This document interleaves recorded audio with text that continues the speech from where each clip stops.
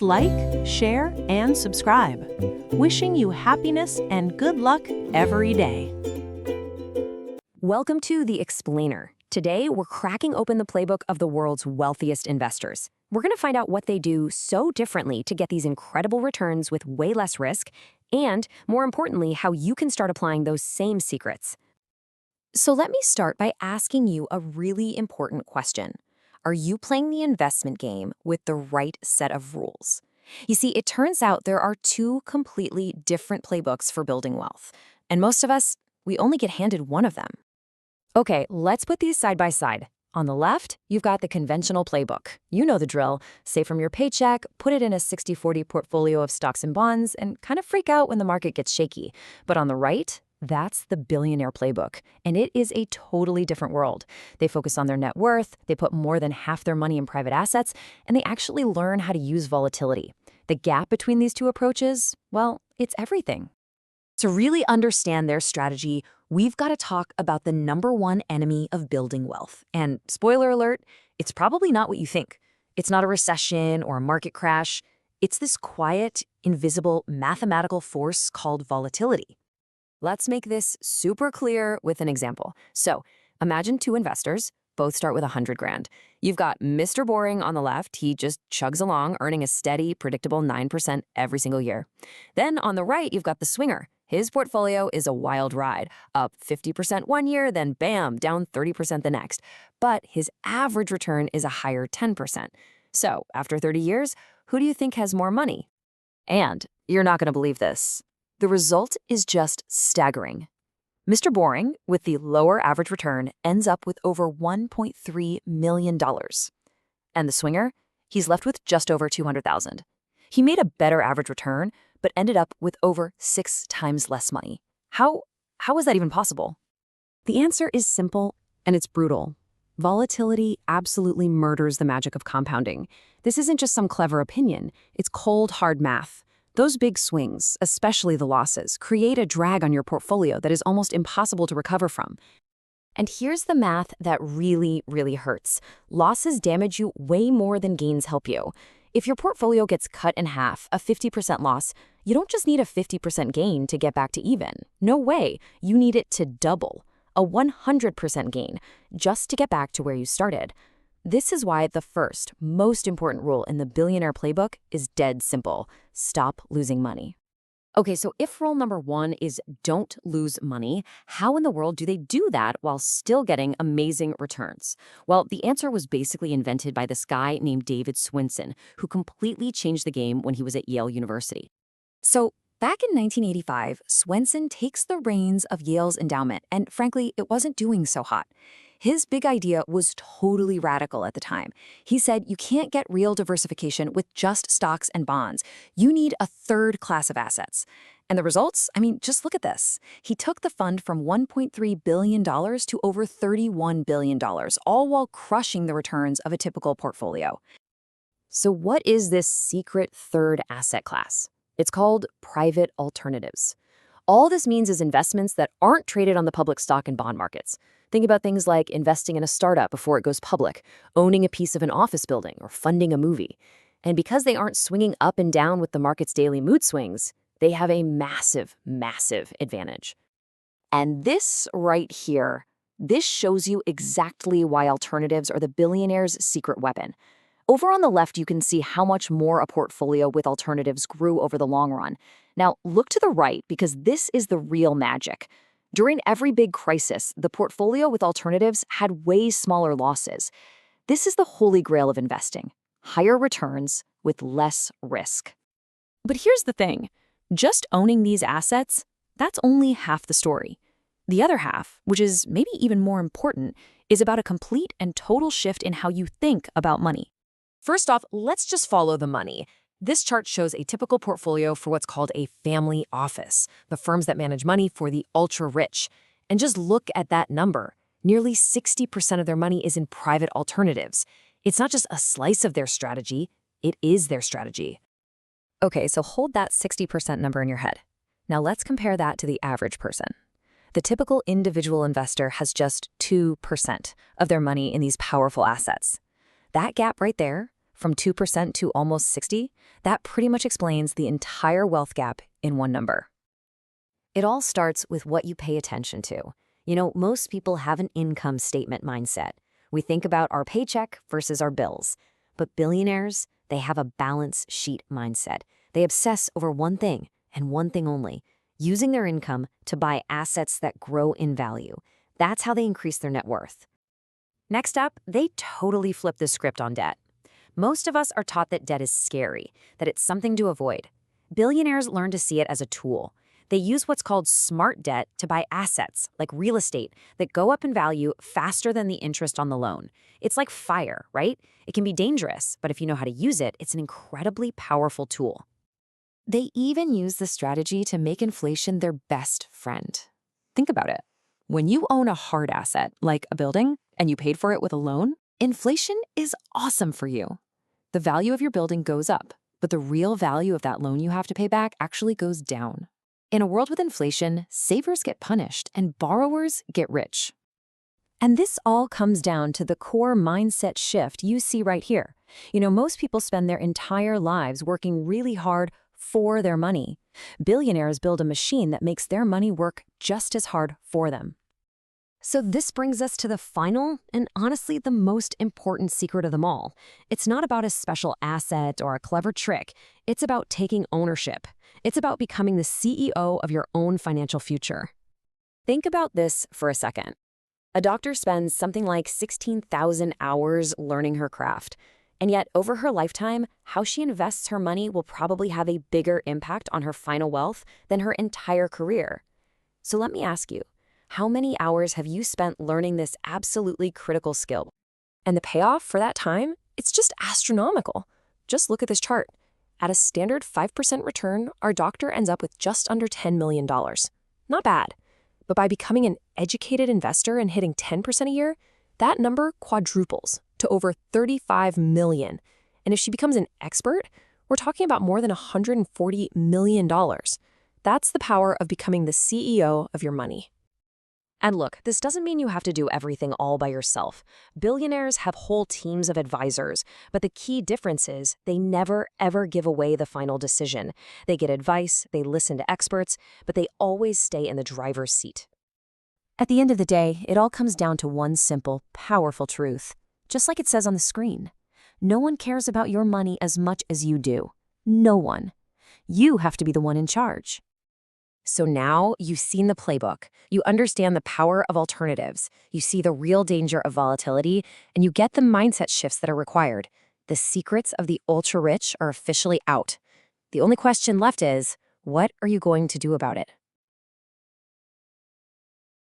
You ever get the feeling the ultra-wealthy are playing a totally different financial game than the rest of us?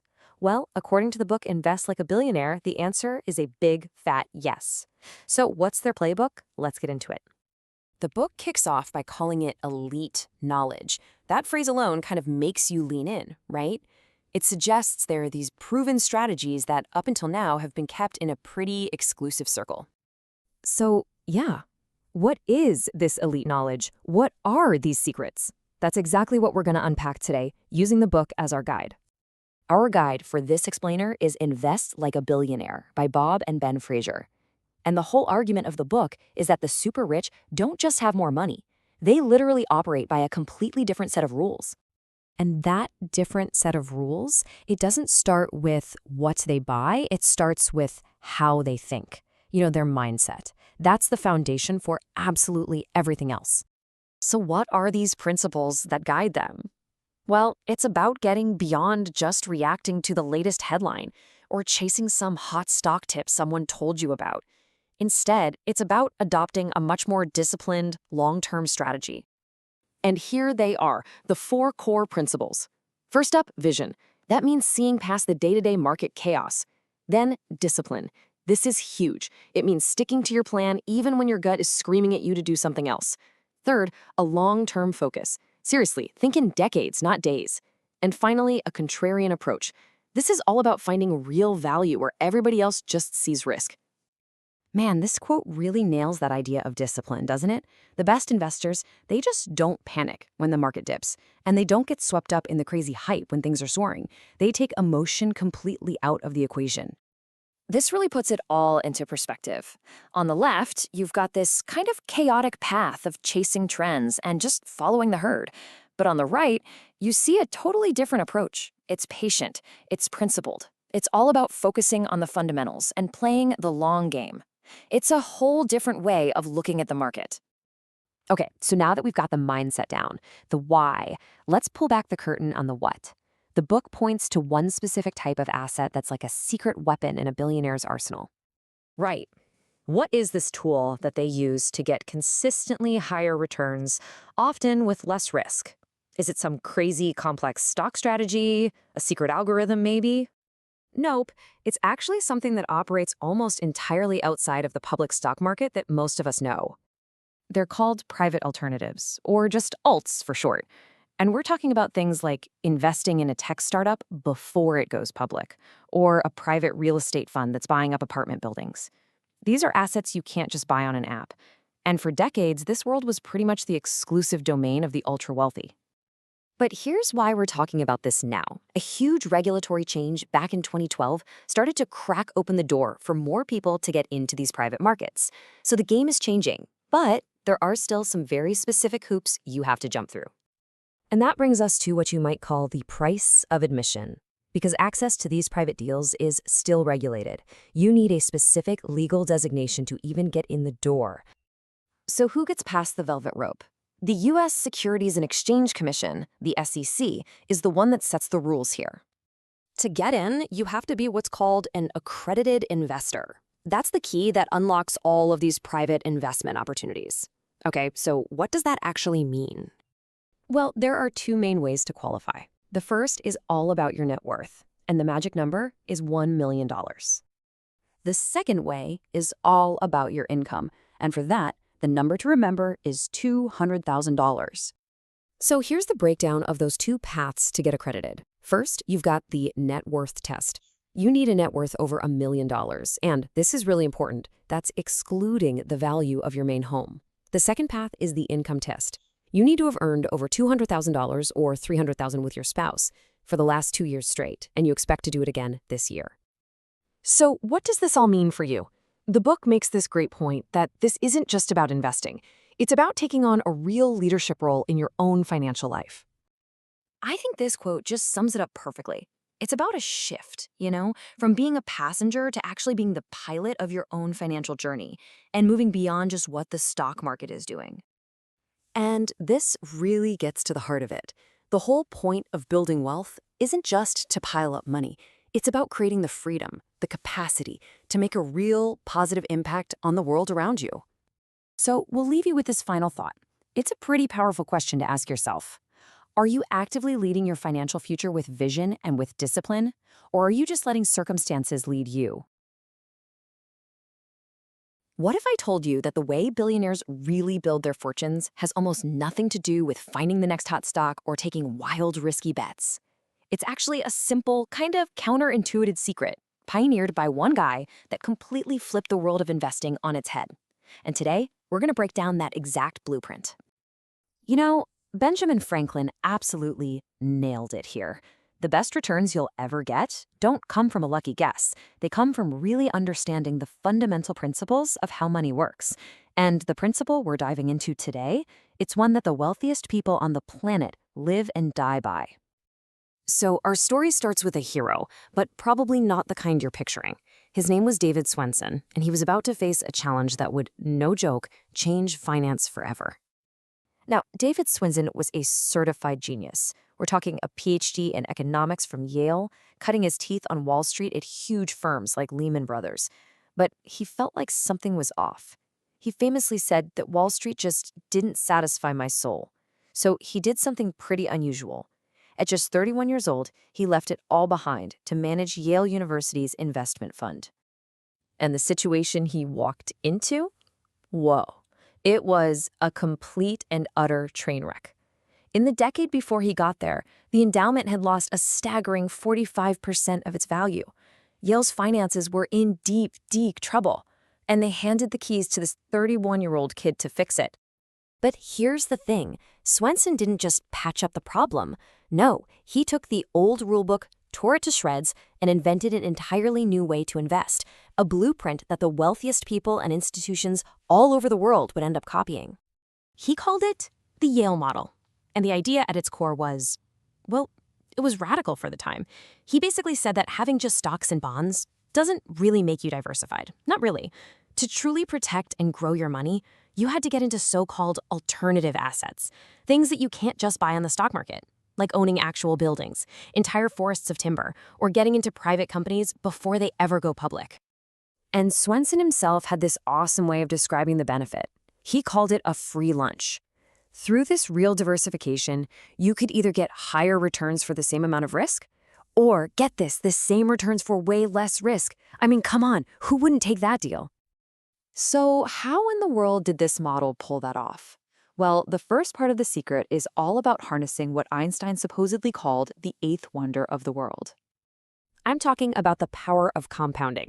Just think about this for a second. If you had a magic penny that doubled in value every single day, by day 30, you'd have over $5 million. And by day 60, a number so big it's hard to even say, 5.7 times quadrillion dollars. That is the explosive, mind-bending power of consistent growth. And that right there, that's our first huge takeaway. The real engine that builds massive wealth isn't about hitting home runs. It's about letting the magic of compounding do all the heavy lifting for you day in and day out. But, and this is a huge but, there is a catch.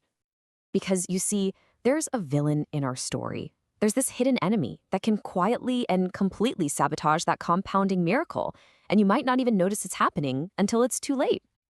Okay, so to understand this enemy, let's picture two investors.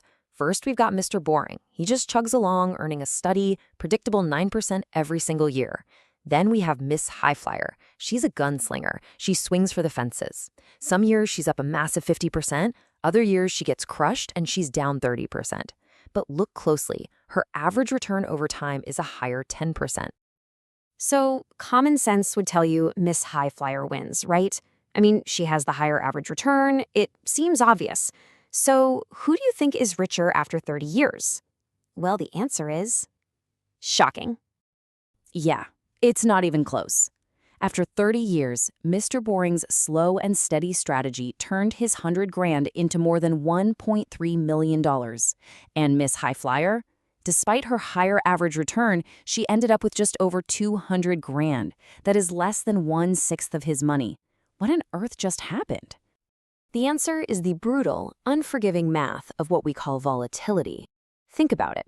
If you start with $100,000 and you lose 50%, you now have $50,000.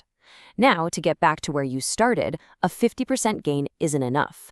A 50% gain on 50 grand only gets you to 75,000. You're still in a massive hole. You actually need a 100% gain just to break even.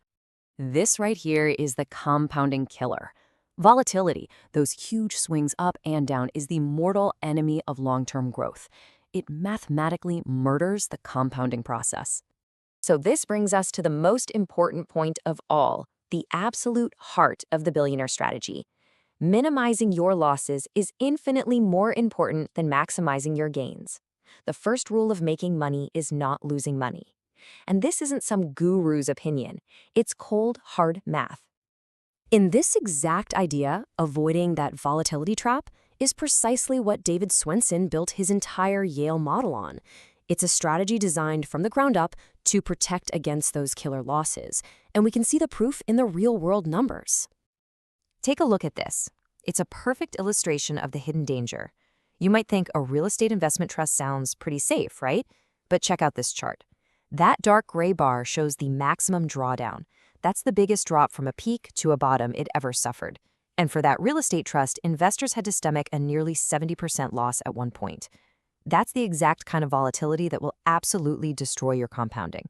Now let's see the Yale model in action. Look at the chart on the left. The black line, a portfolio with alternatives, grew way more over time than a traditional portfolio of just stocks and bonds.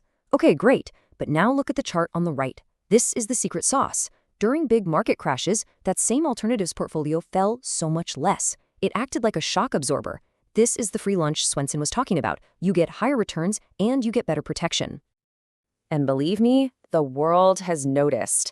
This isn't some niche academic theory anymore. The biggest, smartest investors on the planet have poured trillions of dollars into private alternatives, all following the blueprint that Swensen laid out. We're talking about nearly $20 trillion. Which really brings it all back to you. The fundamental secret here isn't necessarily buying the exact same stuff as billionaires. It's adopting the same mindset. A relentless, obsessive focus on not losing money. Because avoiding those big drops is what lets the incredible power of compounding really work its magic. So the question you've got to ask yourself is your strategy built to protect you on the downside? Or are you just chasing the next big win and leaving yourself exposed? You ever get that feeling that the world's wealthiest investors know something you don't? Well, it's not just a feeling. They actually do. But here's the good news. Their secrets aren't locked away in some vault. Today, we're going to pull back the curtain on the key strategies that separate the billionaires from, well, everyone else. And we'll show you how you can start using these ideas yourself. Okay, I want to start with just a number, 2%. Now, think about your own investment portfolio for a second. What could 2% be? Maybe it's how much you've got in cash, or maybe it's what you have in a single stock. Just kind of hold that thought. Okay, you got that 2% in your head? Now, what if I told you that the ultra-wealthy invest this much, 59%, in the very same asset class, where the average investor only has that little 2% we just talked about? That huge gap, that's not about having more money to throw around. It's about a knowledge gap. And that's exactly what we're here to close, starting right now. All right, here's the game plan. First, we're going to crack open that 50% investment secret. Then we'll dive into 3 huge mindset shifts, thinking about net worth instead of income, the smart way to use debt, and even how to profit from inflation. And we'll wrap it all up with a really powerful idea, thinking of your money as your own personal army. So what is this secret asset class that the world's richest are pouring their money into? Well, it all boils down to one thing, something called alternative investments. And honestly, it's the single biggest difference in how they play the game. Okay, so what in the world are alternative investments? Look, it's pretty simple. They're just investments outside of the usual stuff, the public stock and bond markets. We're talking about things like private companies, real estate, venture capital, stuff you can't just buy on an app. And the reason they're so powerful is that they could potentially give you higher returns, often without all the crazy ups and downs of the stock market. It's a total game changer. And listen, this isn't just some theory. Let's look at a real-world example. Take the Yale University Endowment. These guys are like the gold standard of sophisticated investing, one of the most successful funds on the planet. And look at their portfolio. A whopping 55% of it is parked in private alternatives. And it's not just Yale. This isn't some one-off thing. What you're seeing here is the average for U.S. family offices. The private firms that manage money for the super-duper wealthy. Their number is even higher, 59%. You see? It's a clear, consistent pattern. The most successful investors are all doing this. And this slide just lays it all out, plain and simple. It's the core difference right here. On one side, you've got the average investor, with just a tiny 2% in alternatives. And on the other side, the ultra-wealthy, who are dedicating more than half of their entire portfolio to them. That one strategic choice, it makes a monumental difference in building wealth. So, a strategy like this, it doesn't just happen. It's driven by a fundamental mindset shift. See, it's not just about what the wealthy buy. It's about how they think about money in the first place. They're obsessed with their net worth, not just their income. Most of us are trained from day one to have an income statement mindset. We're always asking, how can I earn more at my job? How can I save a little more for my paycheck? But billionaires, they operate with a totally different framework, a balance sheet mindset. Their question is, how can I get more assets, more businesses, more real estate, more investments, things that will grow in value all by themselves? The goal isn't just a fatter paycheck, it's a fatter balance sheet. And this quote from Robert Kiyosaki just nails it. It's not how much money you make, but how much money you keep. How hard it works for you, and how many generations you keep it for. It's all about owning assets that do the heavy lifting for you. Okay, get ready, because this next idea, it might feel completely backward. Most of us are taught that debt is the enemy, right? Avoid it at all costs. But for billionaires, they see it completely differently.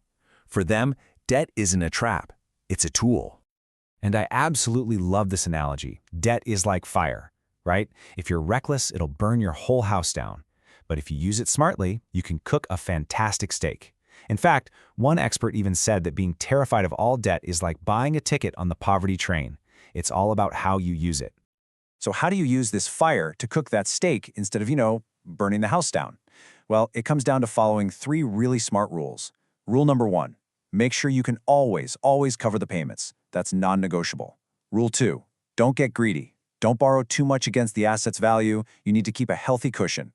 And rule 3, understand the risks, especially with interest rates that can change. See, it's not about being reckless, it's about being strategic. And this idea of using a scary force to your advantage leads us right into the next one, inflation. Yeah, another thing most people fear. But just like debt, the wealthy have figured out how to flip the script and turn this wealth killer into an incredible wealth builder.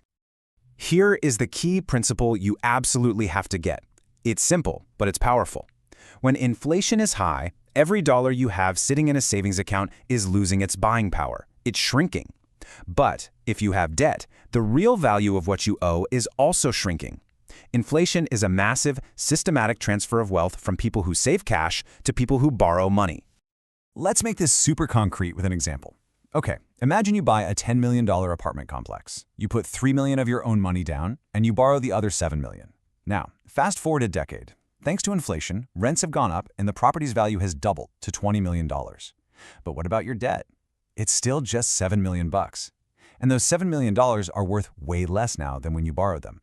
You just turned your initial $3 million into $13 million in equity, and inflation did most of the heavy lifting. So the big takeaway here is really simple. During inflationary times, the smart money isn't in cash. It's in owning hard assets, things like real estate or a business, and you use debt to buy them. Bottom line, you want to be a borrower, not a saver. All right, this brings us to our final piece of the puzzle. This is the one that really ties all these strategies together. It's probably the most powerful mindset of all. So, you know Kevin O'Leary from Shark Tank, right? Mr. Wonderful? He has this amazing metaphor. He thinks of his money as an army of soldiers. Every single dollar is a soldier that he sends out to war every single day. And their mission? To take prisoners, which are more dollars, and bring them home. The point is so clear. Your money can't just be sitting around on the sidelines. It has to be out on the battlefield working for you. And that right there, that leads us to the biggest secret of them all. The single best investment you will ever make isn't in a stock or real estate or even in some fancy alternative. Nope, it's investing your time into your own financial education. Now, I know that might sound like some fluffy motivational poster quote, but it is a cold, hard mathematical fact. Your money, when you invest it properly, has way more earning power over the long haul than you do with your own 2 hands. And let me show you exactly what I mean. Just look at these numbers. It's incredible. Let's imagine a doctor, okay? She saves $80,000 a year for 40 years. If she gets a pretty standard 5% return, she ends up with about $9.6 million. Hey, that's not bad at all. But what if she spends just a little bit of her time learning how to invest better and boosts that return to 10%? Her net worth doesn't just go up a little, it nearly quadruples to $35 million. Now, what if she really commits, becomes a great investor, and gets a 15% return? A mind-blowing $142.3 million. Think about that. The amount of money she saved is exactly the same in all 3 scenarios. The only thing that changed was her knowledge. That is the power of investing in yourself. So let's end on this thought. We've just seen, in black and white, that your money has way more earning power than you do. So the only real question left is for you. Are you investing enough of your most valuable asset, your time, to learn how to unlock that power? All right, let's jump right in. Today, we're going to pull back the curtain on the whole financial advisory system. We're going to talk about a few secrets that honestly could completely change how you think about your money and who you trust to help you with it. You know, this quote from Peter Thiel, it's the perfect theme for what we're talking about today. Because when it comes to your financial future, thinking for yourself isn't just, a nice idea. It's absolutely critical. And we're about to see how the system itself can make that way harder than it should be. So, here's the big mystery we're going to unravel. Just imagine this. You get 100 qualified, wealthy, super interested investors all in one room. And you don't sign a single one. Not one. How is that even possible? Well, the answer to that question reveals pretty much everything. Okay, so let's get into that mystery. It's a really weird but totally true story that just perfectly exposes the hidden gears turning inside the financial advisory world. So picture this, a high-end steakhouse, right? The room is packed with 100 wealthy, serious investors. They're all there to hear this presentation on private alternative investments. The pitch is great, the food is amazing. I mean, by every measure, the event is a home run. And the crowd's reaction is just electric. People are genuinely blown away. You hear them saying things like, "Wow, this is amazing," or "This is exactly what I've been looking for." But then, almost like they rehearsed it, every single person says the exact same thing. "I need to show this to my financial advisor." And that right there is where the whole thing just grinds to a halt. So why? Why did every single one of those investors hit the exact same wall? Well, the answer is baked right into the financial advisory system itself. So let's start uncovering the secrets that stopped 100 ready-to-go investors dead in their tracks. First off, and this is super important, you have to understand that not all advisors are created equal. They basically fall into two main camps. On one side, you have registered investment advisors, we'll call them RIAs. They have to follow what's called a fiduciary standard. That's a legal requirement to act in your absolute best interest, no wiggle room. But on the other side, you've got broker-dealers. They just have to meet a suitability standard. That means their recommendation only has to be suitable for you, not necessarily the best one out there. And as you can see, that one little difference changes everything about how they get paid and what they have to tell you. It's a huge deal. All right, here's secret number one, and it's a shocker for most people. The vast majority of advisors just don't know much about private alternatives. Their entire world, their training, their licenses, it's all built around the classic stuff: stocks, bonds, insurance. The author of the article this is based on said that when he studied for his own license, the entire topic of alternatives was covered in like 3 pages of a giant textbook. It's a massive, massive knowledge gap. Secret number two? Well, this one comes down to incentives. A lot of advisors, especially at the big-name firms, have sales quotas they need to hit. And they're often pushed to sell their company's own products, their in-house mutual funds or annuities. And why is that?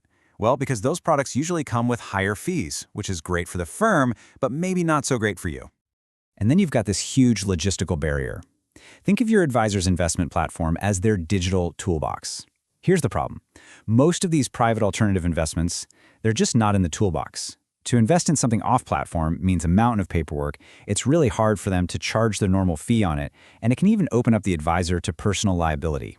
So when they're faced with all that hassle, it's just so much easier to say, "Nah, let's not do that."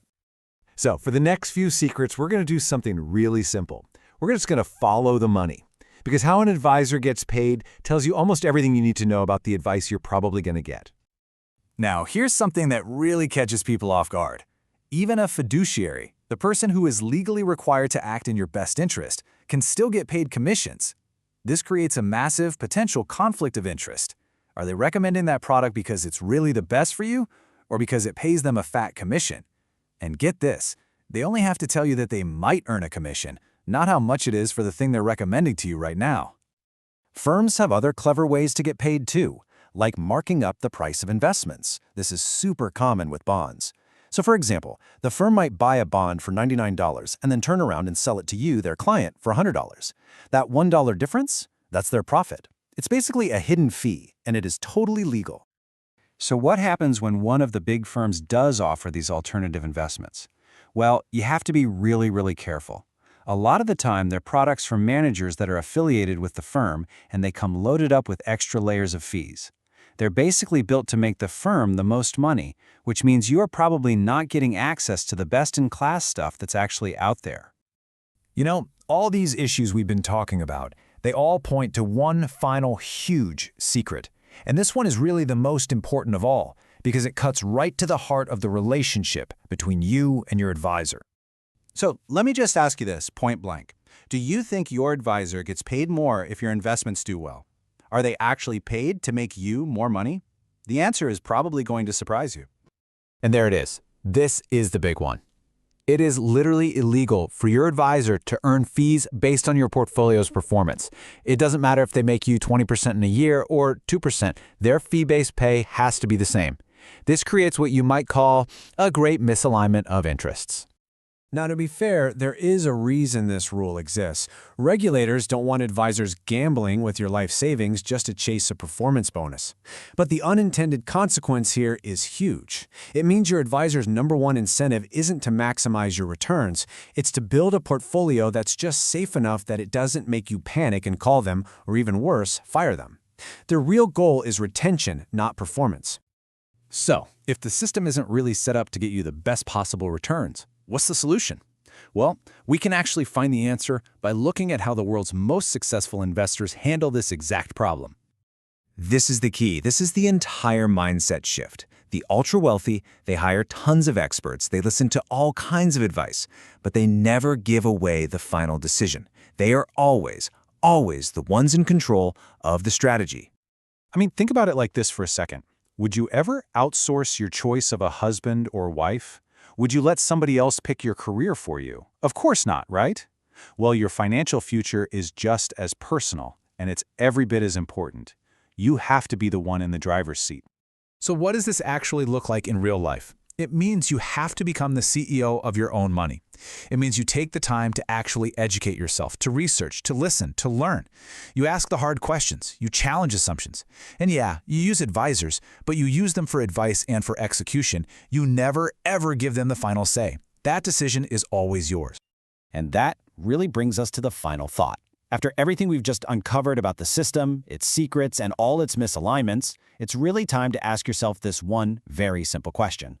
Who is really the CEO of your money? Because at the end of the day, no one will ever care about it as much as you do. You know, we're all taught that the stock market is the one true path to building wealth. But what if that's not the whole picture? Turns out, the world's wealthiest people, we're talking billionaires, they're playing a totally different game. So today, we're going to pull back the curtain and look at what they know about the market that most of us, well, we just don't. I love this quote from Joey Adams because it just cuts right to the heart of the matter. It perfectly captures this illusion of certainty, right? In a horse race, someone has to win. But the stock market, it offers no such guarantee. And when you have the most to lose, that little fact changes everything. And that leads us to the central mystery here. If public stocks are really the best game in town, why do the smartest players on the field keep so much of their money on the sidelines? It's a puzzle, and we're going to solve it by following the clues they've left behind for us. And here is our first huge clue. The ultra-wealthy, they typically only put about 20 to 30% of their entire portfolio into public stocks. Now think about that. Compare it to the average investor, who's often pretty much all in. What is going on here? What's behind this massive gap in strategy? Let's find out. Okay, our first clue is something every single investor has felt, but maybe doesn't fully grasp the danger of. The volatility trap. It's a fundamental part of the market, and man, is it a double-edged sword. So the market's greatest strength is, believe it or not, also its greatest weakness. The upside? Liquidity. You can sell your stocks and get cash with just the click of a button. But the downside? Volatility. You might be forced to sell at a horrible price, probably at the exact moment you need that money the most. That instant access, it comes with a pretty big hidden cost. And that cost can be absolutely brutal. I mean, just look at this chart of major market crashes. This isn't some theoretical risk. This happens all the time. We're talking frequent nosedives of 20, 30, even over 50%. If your #1 goal is just to hang on to the wealth you've built, this kind of volatility isn't just a risk, it's a direct threat. And this fact right here, this just blows up any idea of predictability. A 20% drop in a single day was thought to be a statistical impossibility. I mean, an event so rare it shouldn't have happened even once since the Big Bang. But it did. And here's the key takeaway. The models are wrong. The market is so much wilder and more dangerous than the textbooks want you to believe. All right, let's move on to our second clue. And this one, it goes after a core belief of modern investing, what I call the diversification myth. We've all heard it a million times, right? Don't put all your eggs in one basket. But what happens when all the baskets are tied together? So this idea is officially called modern portfolio theory, and it even won a Nobel Prize. The concept's pretty simple. If you own different things that don't all go up or down at the same time, like stocks and bonds, you can lower your overall risk. For decades, This was the absolute gospel of smart investing. But the game has totally changed. And this right here is the proof. On the left, you see how different assets behaved before 2007. It's a nice mix of colors, which means things were moving independently. That's what good diversification looks like. Now, look at the image on the right, after 2007. It's just a sea of dark red. That means that now, when one thing goes down, everything goes down with it. The safety net is gone. So what the heck is going on? Well, analysts like the ones at JP Morgan point to a few things. See, when people panic, everything starts moving together. Plus, the huge popularity of ETFs means giant baskets of stocks are bought and sold as one giant block. And with information, and let's be honest, fear, spreading instantly online, you get this massive sell everything herd mentality. The bottom line, that free lunch of diversification, it's pretty much off the menu these days. And this brings us to our third and final clue. The market isn't a calculator, it's a crowd. It runs on human emotions, fear, greed, and whatever the hot story of the day is, not just on cold, hard analysis. Billionaires get this. They know they're investing in the psychology of the masses. And of course, leave it to Warren Buffett to say it perfectly. The old academic theory says markets are efficient, meaning prices always reflect all the known information. But Buffett's point is simple. If that was actually true, there'd be no way to find a bargain, and he'd be out of a job. The market is very often totally irrational. Let's look at the ultimate case study, Amazon. Back in 1999, at the peak of the dot-com bubble, its stock went through the roof, while the company was losing hundreds of millions of dollars. Then it crashed, a staggering 95%, even as its actual business revenue was tripling. It took a full decade for the stock price to get back to where it was, but by then, the company was 20 times bigger and making a ton of profit. This just shows you the complete and sometimes decade-long disconnect between a company's health and the story driving its stock price. And if you need any more proof that the story is more powerful than the numbers, get this.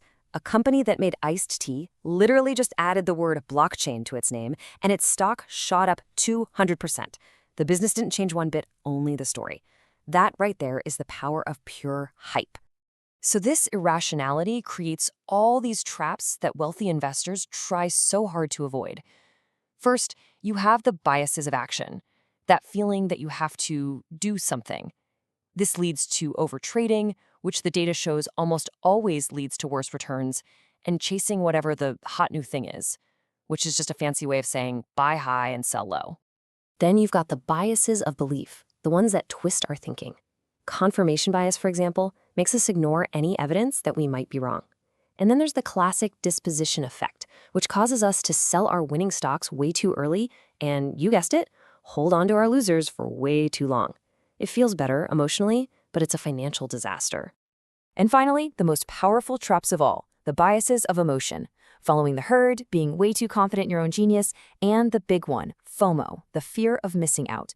These are the feelings that cause people to pile in at the very top of the market and then panic sell at the absolute bottom. Okay, so we've seen the traps, we've busted the myths. How can you actually apply this billionaire way of thinking to your own life? Let's boil it all down into a simple, actionable playbook. So here's the playbook. Step 1. Just stop active trading. Stop trying to outsmart the market.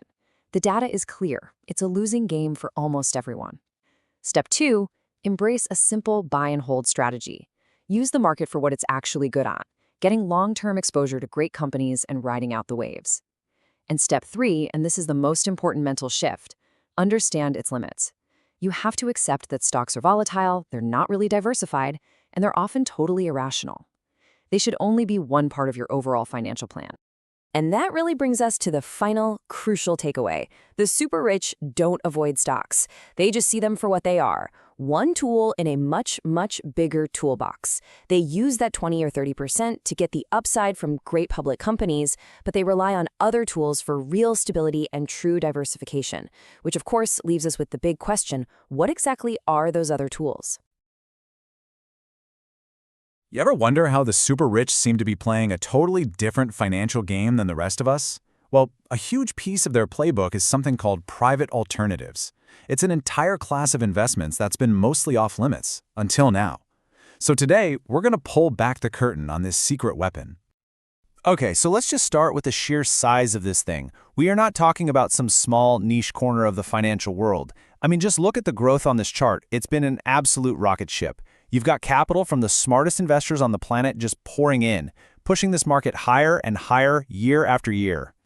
And all that growth brings us to this number, nearly $20 trillion. To give you some perspective, that's almost the size of the entire U.S. economy. So, yeah, this is a massive, incredibly powerful, and fast-growing slice of the financial pie. Okay, so what is this multi-trillion-dollar market actually made of? Let's break it down, because once you get the basic idea, a lot of the mystery just vanishes. You know, at its heart, it's actually pretty simple. You're basically becoming a part owner in a company that's created for just one single purpose. A sponsor or a manager finds a great opportunity. Maybe it's an apartment building or a bunch of business loans, and they form a special company just to buy it. Then they invite investors, people like you, to pull your money together and make the deal happen. It's really that straightforward. And this whole structure really boils down to two key players. On one side, you've got the general partner, or GP. That's the manager. They're the ones doing all the work, running the show, and taking on all the liability. On the other side, that's you. You're the limited partner, or LP, and your job is simple. You just provide the capital. Now here's the really important part. Your risk is limited only to the money you put in. That's a huge layer of protection. So, now that we get the basic structure, let's talk about the fun part, the superpowers. Why do billionaires love these things so much? Let's get into the big advantages. The first superpower, and honestly, the main event for most people, is the chance to get better returns without taking on a ton of extra risk. Historically, private alts have often delivered higher returns with less volatility than your standard stocks and bonds. Part of that is because you're getting paid a little extra. It's called an illiquidity premium for the trade-off of not being able to sell out instantly. You're being rewarded for your patience. And this chart right here shows it perfectly. Those open bubbles, that's your standard portfolio of just stocks and bonds. Now watch what happens when you add a 30% slice of alts. That's the dark bubbles. CLA all jump up and to the left. That is the holy grail of investing. Higher returns for less risk. That's the goal, right? So, how do they actually lower that risk? Well, a huge part of it is just getting off the public market roller coaster. Because these assets aren't traded every single second on a stock exchange, they're insulated from all the daily news drama and the emotional, sometimes totally irrational, mood swings of the market. I mean, this picture says it all. On the left, that's a public mortgage company. Look at that chart. It's a chaotic mess, up and down all over the place. On the right, you've got a private one doing basically the same thing. See the difference? It's just a steady, predictable climb. Which of those rides would you rather be on for the next 10 years? All right, superpower number 3 is what Nobel Prize winners call the only free lunch in investing: diversification. The concept is super simple. If you own a bunch of different things that don't all go up and down at the exact same time, you can lower your portfolio's overall risk without necessarily sacrificing your returns. It's the classic don't put all your eggs in one basket. And the key here is that private alts really do dance to their own beat. Look at this chart. The lighter the color in the box, the less these two things move together. And you can see that asset classes like real estate, private credit, and infrastructure have really low correlations, not just to the stock market, but to each other.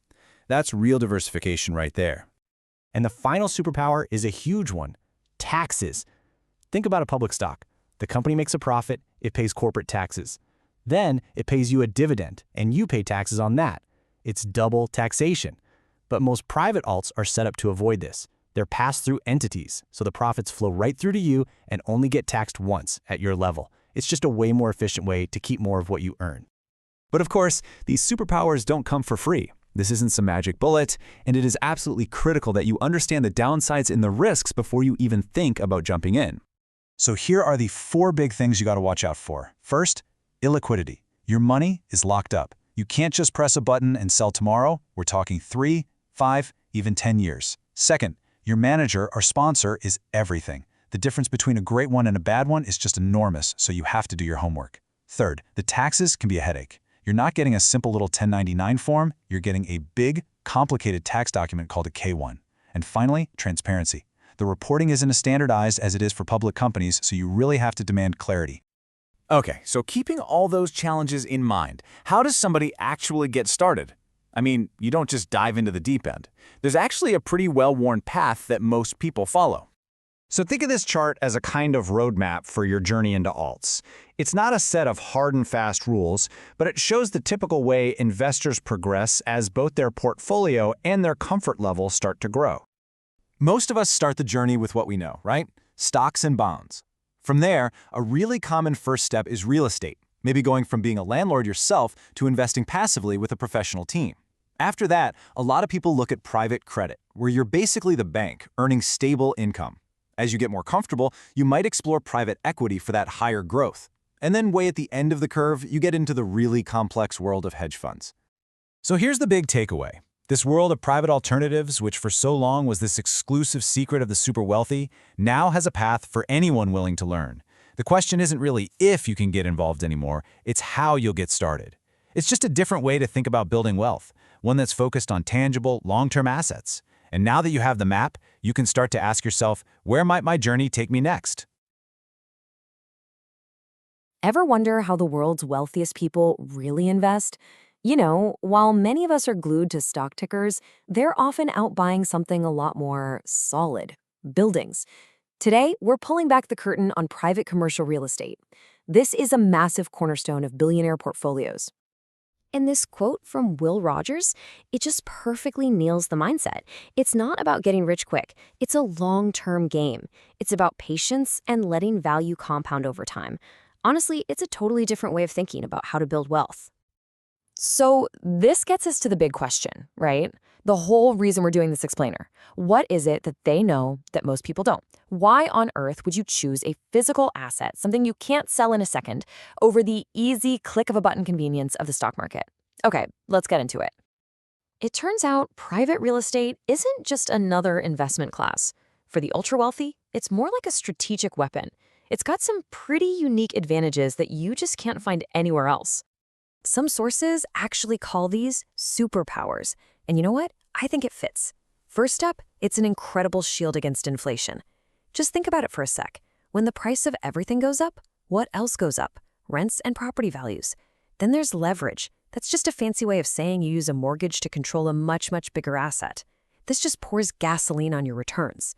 You also get some amazing tax benefits, a steady paycheck in the form of cash flow from tenants, and maybe the most important one of all, portfolio stability. Now, I know what you might be thinking. Okay, but why not just buy a public real estate investment trust? You know, a REIT. It seems like the same thing, but easier, right? Well, not quite. And the difference is absolutely critical. Okay, look at this number, 0.9. That's how closely public REITs have been tracking the S&P 500. A perfect correlation is 1.0, so at 0.9, they're basically moving in lockstep. It means when the stock market zigs, public REITs are zigging right there with it. As an investment, that gives you almost zero real diversification. And then there's this. This contrast is everything. Private, direct-owned real estate has a correlation of negative 0.1. Yes, that's a negative number. It tends to move in the opposite direction of the stock market. Now, that is the true portfolio protection that sophisticated investors are always looking for.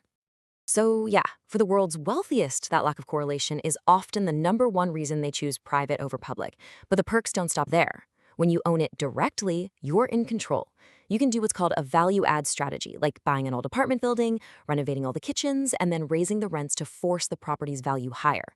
A public REIT can't really do that. They're legally required to pay out 90% of their income to shareholders, which doesn't leave much cash for big projects. Plus, as the direct owner, you get huge tax benefits, like depreciation, that just don't get passed on to you as a REIT investor. Okay, so we've covered the why. We know why they invest in private real estate. Now let's dig into the what they're actually buying, and more importantly, how they figure out what it's worth. It all boils down to one key metric. I want you to meet the cap rate. It might sound a little intimidating, but it's really not. All you have to do is think of it as the property's annual yield before you factor in the mortgage. It's the universal language of commercial real estate. And this is where the cap rate becomes this incredibly powerful tool. It lets you figure out a property's value almost instantly. You just take the property's net operating income, or NOI for short, and divide it by the going cap rate for similar buildings in that area. So for example, just like you see here, if a building makes $100,000 a year in income and the market cap rate is 5%, that property is worth $2 million. Simple as that. Now here's where it gets really interesting. There is an inverse relationship here. A lower cap rate means a higher property value. Why? Well, because a low cap rate means investors are willing to pay a higher price for every single dollar of income that property spits out. And as you can see from this chart, different property types, like apartment buildings or warehouses, all trade at different cap rates. All right, so we get how properties are valued. Now let's look at how investors actually play the game. They don't just buy things randomly. They have these really clear frameworks to sort deals based on how much risk and reward they're willing to take on. This is the basic spectrum. On the super safe end, you've got core properties. Think of a brand new, fully leased office building in a major city. It's like a blue chip stock, stable and predictable. Way on the other end, you have value add. This is where you'd buy that 30-year-old apartment complex with ugly kitchens, fix it up, and jock up the rent. It's more work, more risk, but the potential payoff is way higher. And then, of course, development is, well, it's building from scratch. Highest risk, but also the highest potential reward. And properties also get a grade, like in school. Class A buildings are the shiny new towers in the best locations. Class B are a little older but still really solid properties. And Class C, these are often called workforce housing. What's so interesting is that during a recession, Class C properties can be incredibly resilient because that's where people move when they need more affordable options. This chart just puts it all into perspective so well. See the S&P 500 way out there in the top right? That's high risk, high return. Now look at where most of the real estate sectors are clustered. Down in the bottom left. They're the stable anchor in a portfolio, the thing that calms everything down and reduces that overall volatility.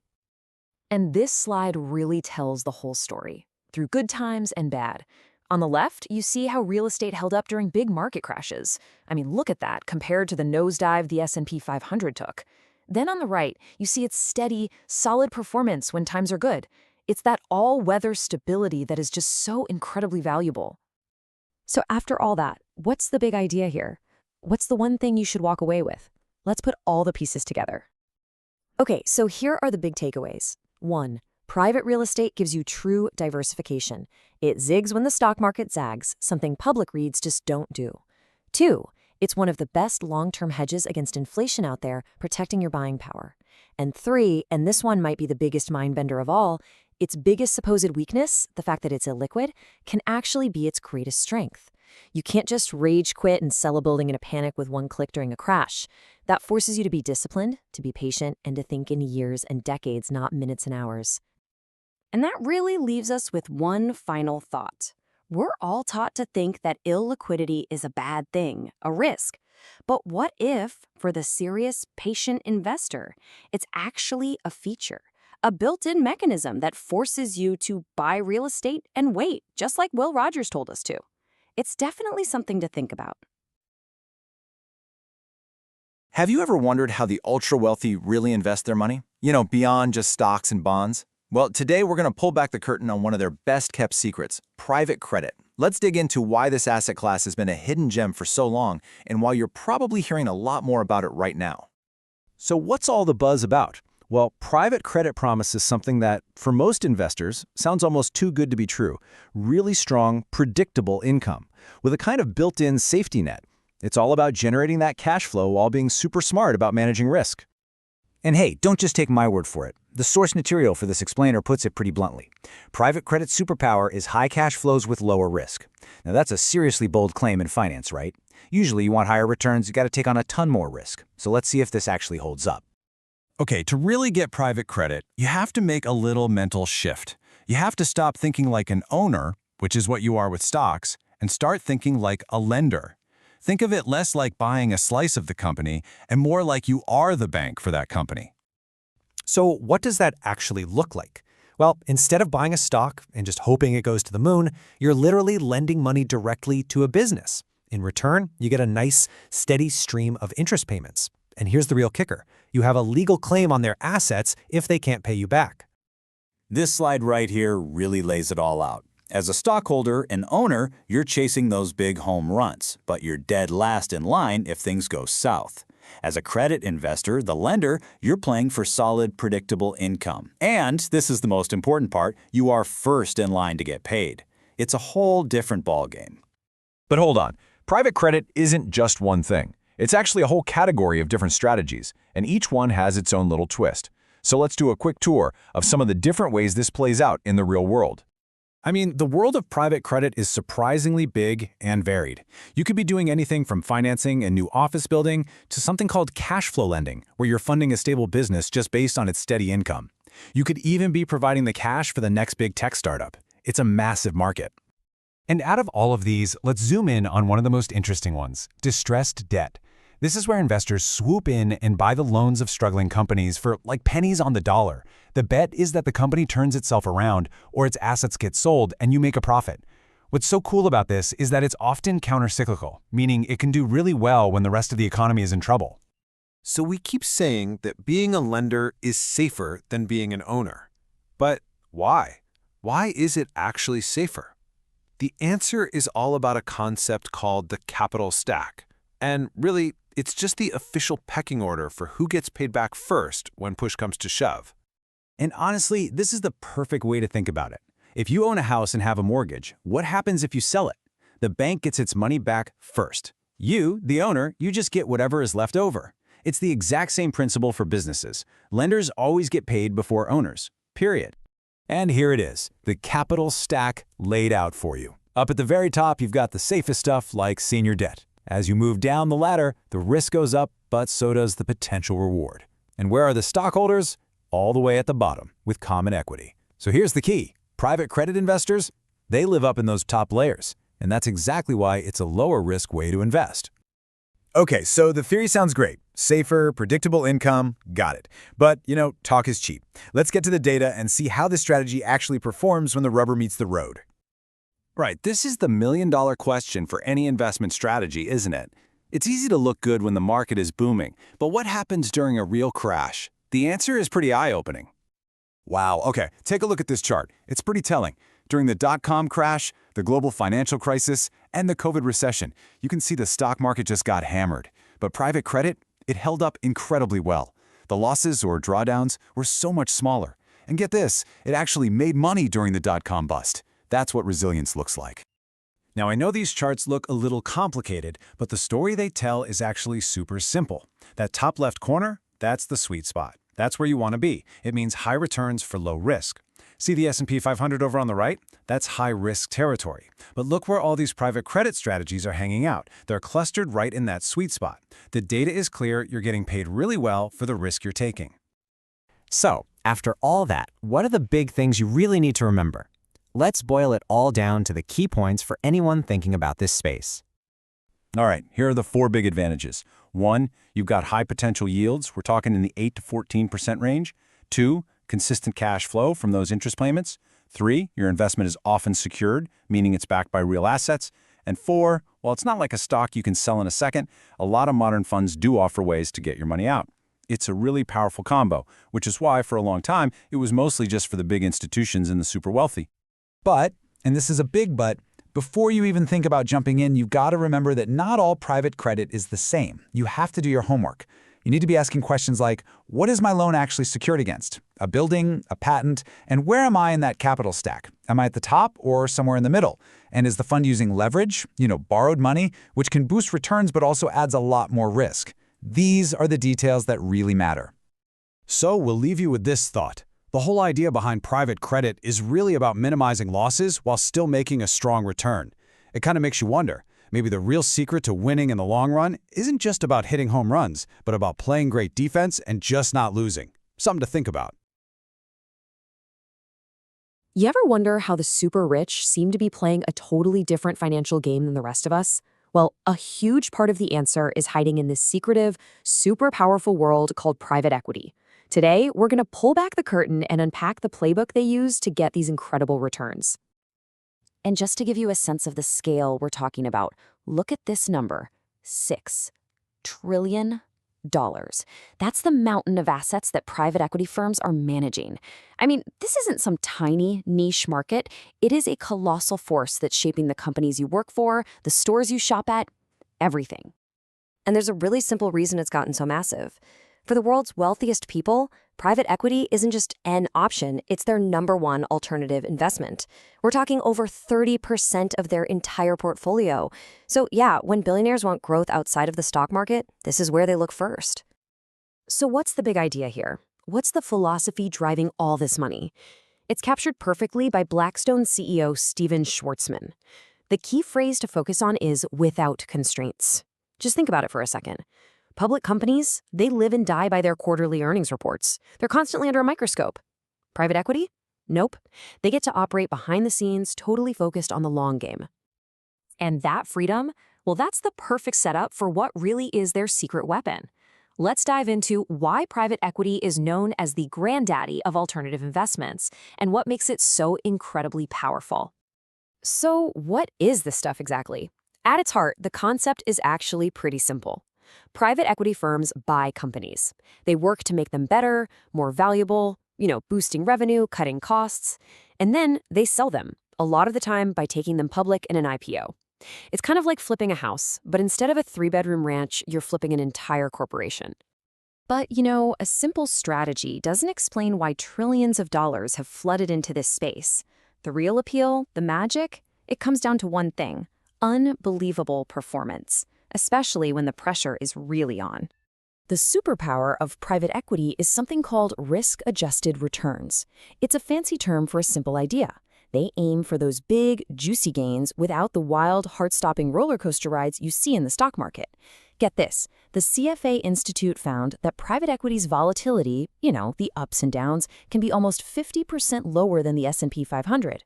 High returns with low volatility, that's the absolute holy grail for any investor. And the data totally proves it. Take a look at the chart on the left. During big market crashes, the S&P 500, that black bar, it gets completely hammered. But look at the private equity strategies. They consistently fell way, way less. Now look to the right. In the good times, the recovery periods, those same strategies bounce back hard, often beating the public markets. The story is simple. They fall less, and they recover strong. This risk-return chart really puts it all together. The sweet spot, the place you always want your investments to be, is that top left corner. High return, low risk. And you can see how all the different private equity strategies are clustered right there. Meanwhile, the S&P 500 is sitting way over to the right in higher risk territory. So how in the world do they do this? What are the actual mechanics behind these incredible numbers? Okay, let's go ahead and open up the playbook and see how these deals are really put together. Right, so the world of private equity isn't just one strategy. It's a whole collection of different game plans. But as this pie chart makes crystal clear, one approach is the undisputed king of the castle, the buyout. It makes up nearly half the market, and it's the classic PE strategy everyone thinks of.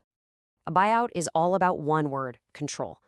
A firm buys a majority stake in a company, and they often do it using a ton of borrowed money, which is why you'll always hear the term leveraged buyout, or LBO. Then they bring in their own team of expert managers to completely overhaul the business, focusing like a laser on growth and efficiency. And a huge part of the magic is that they can often buy these private companies at a big discount to what they'd be worth on the public market. And one of the most powerful buyout moves is something called the roll-up. It's actually genius. First, a PE firm buys a really well-run company in a fragmented industry. That's the anchor. Imagine the best local dentist office in town. Then they go out and just gobble up dozens of smaller, less efficient competitors on the cheap, and they stick them all under the anchor's awesome operating model. All of a sudden, you've created one giant, super efficient powerhouse that's ready for a huge IPO. Now, let's contrast that with the second most popular strategy, growth funds. It's a completely different philosophy. Where buyouts are all about taking total control of mature companies with lots of debt, growth funds take smaller minority stakes in younger businesses. They use very little debt, and their goal is more about advising and influencing the company, not controlling it day to day. And just so you have the whole picture, there are a few other specialized strategies. You've got secondaries funds, which buy stakes from existing investors who need cash. You've got distressed funds, which are experts at turning around bankrupt companies. And then there are fund of funds, which are basically like mutual funds for private equity. They build a portfolio of different PE managers for you. So you've got superior returns, lower risk, all these brilliant strategies. I mean, it's pretty easy to see the appeal, right? But if it sounds a little too good to be true, well, it often is. And that brings us to a really crucial dose of reality and a major word of caution. After seeing all of this, it is so easy to ask the question, wait a minute, is private equity the perfect investment? Before you answer that, you absolutely have to hear what the legendary investor David Swensen had to say. This is the guy who managed Yale's multi-billion-dollar endowment for decades. His advice was, let's just say, blunt. Without truly superior fund selection skills or extraordinary luck, you should stay far, far away. So what was Swensen's point? It really comes down to two big problems: access and expertise. The average investor, you and me, we simply cannot get into the top-tier funds that are producing those mind-blowing returns. And even if we could, doing the kind of deep, complex homework required to pick a winner is, well, it's nearly impossible for an individual. And he had the data to prove it. Now, while this specific data set ends in 2003, it illustrates a principle that is absolutely timeless. Just look at the difference here. The smaller buyout funds, they returned almost 18% a year. The giant billion-dollar-plus funds, a measly 6%. That is a massive, massive difference. So why does that happen? Well, as funds get huge, their incentives get all twisted. The focus shifts from hitting home runs for their investors to just protecting the enormous, steady stream of fee income they're generating. So they start taking less risk. They spend more time schmoozing their partners than finding great deals. And the result is returns suffer. Big time. Okay, so with these huge hurdles in mind, is there any smart way for a regular person to even think about getting started? Well, it turns out there is a recommended first step for trying to navigate this incredibly complex world. The recommended starting point is what's called a fund of funds. And this approach directly attacks the big problems that David Swensen was warning about. It gives you instant diversification across many funds, it lets you get in with a much smaller investment, and, this is the most important part, it puts a team of professionals in charge of doing that superior fund selection for you. So there you have it. That's a look inside the Billionaire's playbook.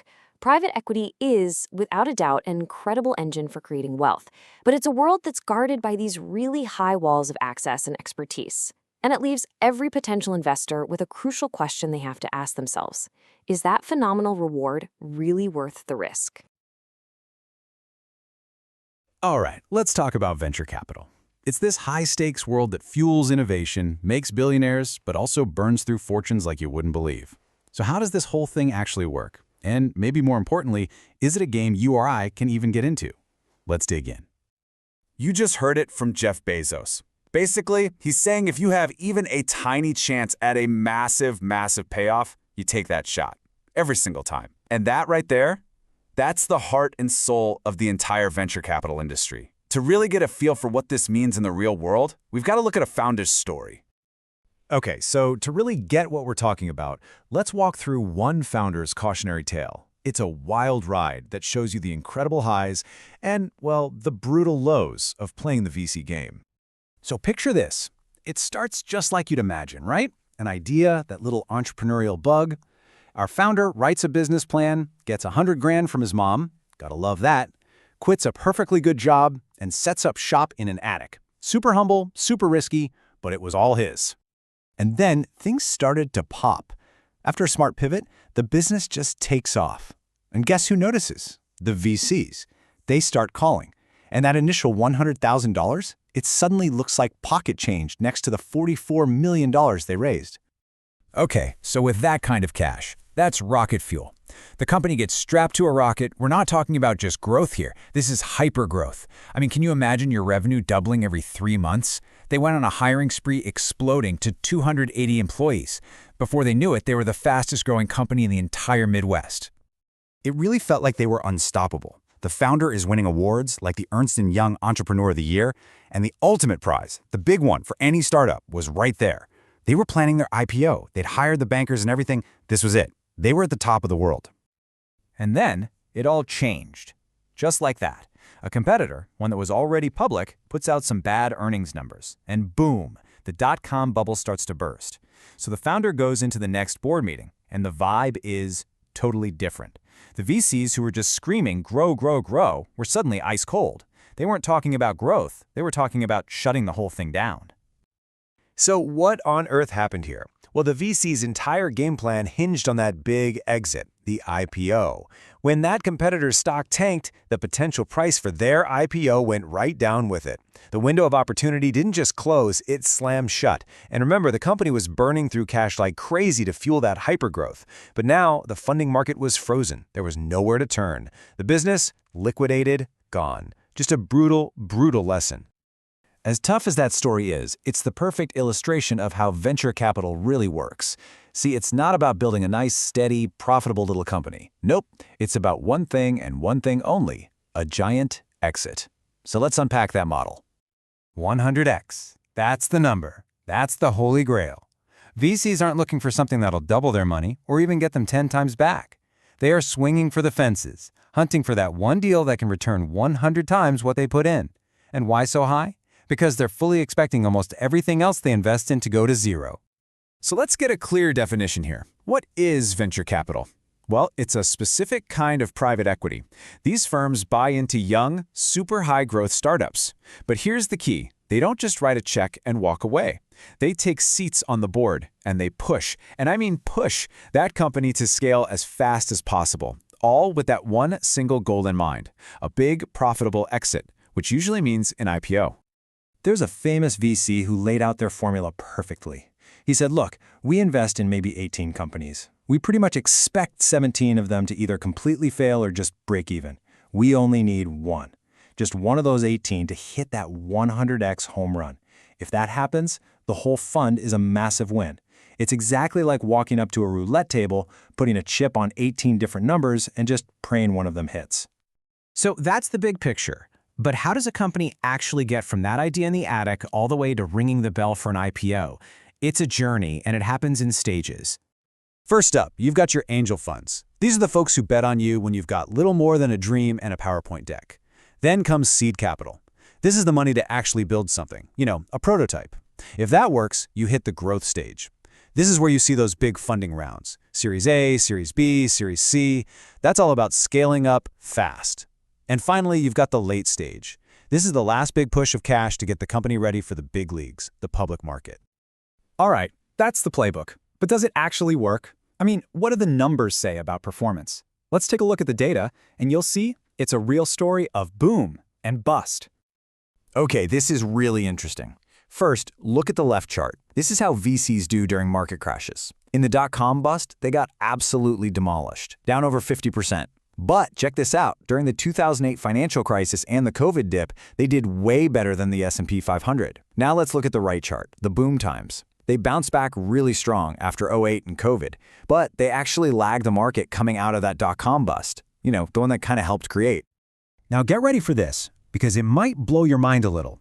If you look at the data from 2000 all the way to 2023, venture capital actually had lower risk and lower returns than the good old S&P 500. I know, that sounds completely backward, right? Isn't VC supposed to be the riskiest, highest return game in town? So what gives? Why does the data look like that? It's all about one crucial detail, timing. That period we're looking at, it starts right at the tippy top of the dot-com bubble. So those massive, catastrophic losses right at the beginning just drag the whole average down for decades. It's a huge reminder that in finance, when you start and stop the clock can completely change the story you're telling.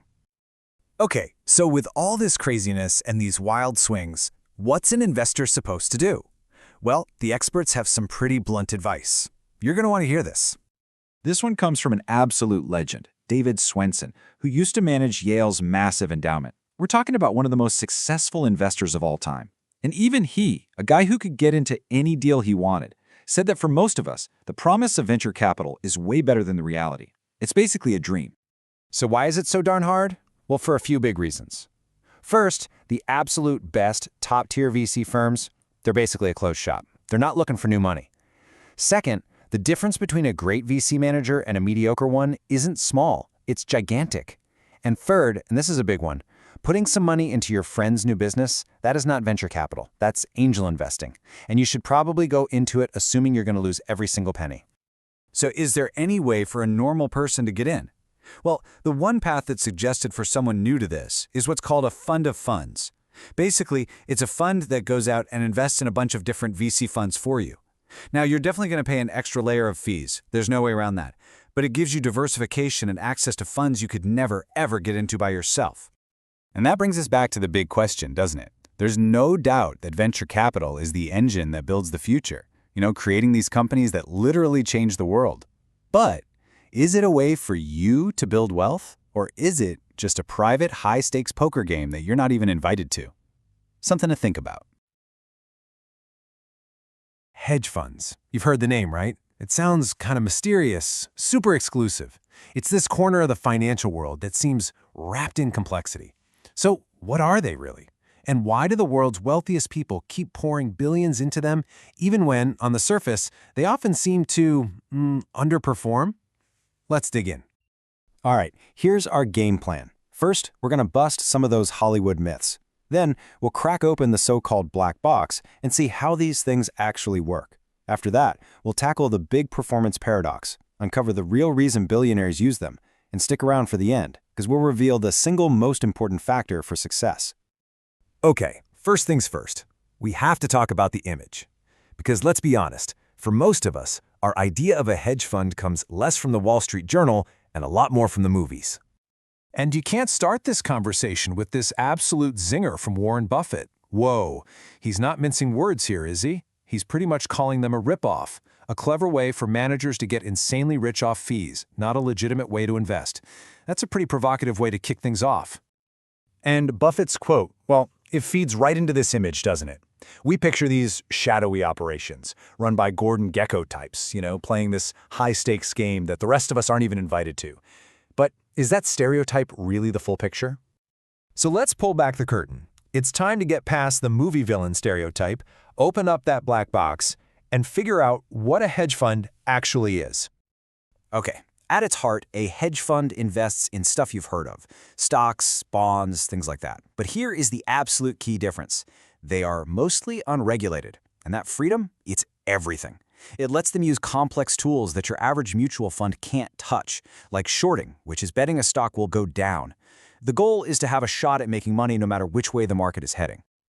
Now, don't let this list freak you out. Seriously, you don't need to memorize any of this. The whole point here is just to show you the sheer variety and, let's face it, the complexity of the strategies they can use. They have this massive toolkit that your typical investment fund just doesn't have. So you see all those complicated strategies, you hear about all the brain power they hire, you'd think their returns would be through the roof, right? Well, this is where the story gets really interesting. Welcome to the performance paradox. It really boils down to two major issues. First, there's the cost of hedging. Think of it like buying insurance for your portfolio. When the market is booming, that insurance premium is just a constant cost, and it drags down your returns. And second, the fees. You've probably heard of 2 and 20. They charge 2% of all your money every year, plus 20% of any profits. That is a gigantic hurdle to clear before you even start to beat the market. And these charts right here show you exactly what that looks like in the real world. So look at the chart on the left. During a market crash, see that big red bar for the S&P 500? Ouch, it gets hammered. Now look at the hedge funds. They still lose money, but way less. Okay, now look at the chart on the right during the good times. That S&P bar is soaring, and the hedge funds, well, they're lagging behind. This is the trade-off, plain and simple. Which, of course, leads us to the billion-dollar question. I mean, literally, if you're paying these massive fees for a fund that seems to lag when times are good, why on earth would you bother? What's the secret? The answer is a complete shift in perspective. It's a strategy that's all about winning by not losing. Here it is. This is the secret mantra. For the ultra-rich, the goal isn't necessarily to beat the stock market every year. The goal is to get stock-like returns, but with bond-like risk. It's a total mindset shift away from just chasing the highest number and toward managing risk above absolutely everything else. And this chart, wow, this chart shows you the stunning result of that philosophy. This is the payoff. Just follow the gray line. That's the S&P 500. See how it gets absolutely demolished in the dot-com crash and then again in 2008? Now look at the black line for the hedge funds. It dips, sure, but it never crashes. And by simply avoiding those catastrophic losses, over the long run, they end up way ahead. You know, this illustrates one of the most powerful rules in finance. Volatility is the enemy of compounding. Think about it. If your portfolio drops by 50%, you need a 100% gain just to get back to even. By focusing on minimizing those huge drops, you create a much smoother and ultimately much higher path for your money to grow. But And you knew there was a but coming, right? This is a huge one. This strategy is not a magic bullet. Just look at what's happened in the period since 2009. We've been in one of the longest, smoothest bull markets in history. And in a world with no big crashes to avoid, all that insurance is just a constant, expensive drag. And you can see the result right here. Hedge funds have gotten left in the dust by the S&P 500. So what's the big takeaway here? Is that the value of a hedge fund isn't static. It's a tool for a specific job. You could say they're built for stormy weather. And their ability to protect you is most valuable when you actually think a storm might be coming. Okay, but even if you've decided the timing is right, you think a storm is brewing and you're ready to invest, there's one final, and I mean this, maybe the most crucial piece of the puzzle. It's not enough to pick the right strategy. You have to pick the right person. This chart shows you exactly why. Each of these bars shows the range of returns for different kinds of hedge funds. Just look how wide some of them are. The gap between a top-performing manager and a bottom performer isn't just a few percent, it's an absolutely enormous chasm. And that's why the legendary investor David Swensen gave this pretty stark warning. This is not a world for casual investors. Choosing a good manager takes an incredible amount of work and expertise. Just picking the fund that was hot last year, that is a recipe for disaster. So after all that, the paradox of hedge funds really brings us back to a much more fundamental question we have to ask ourselves. What's your goal?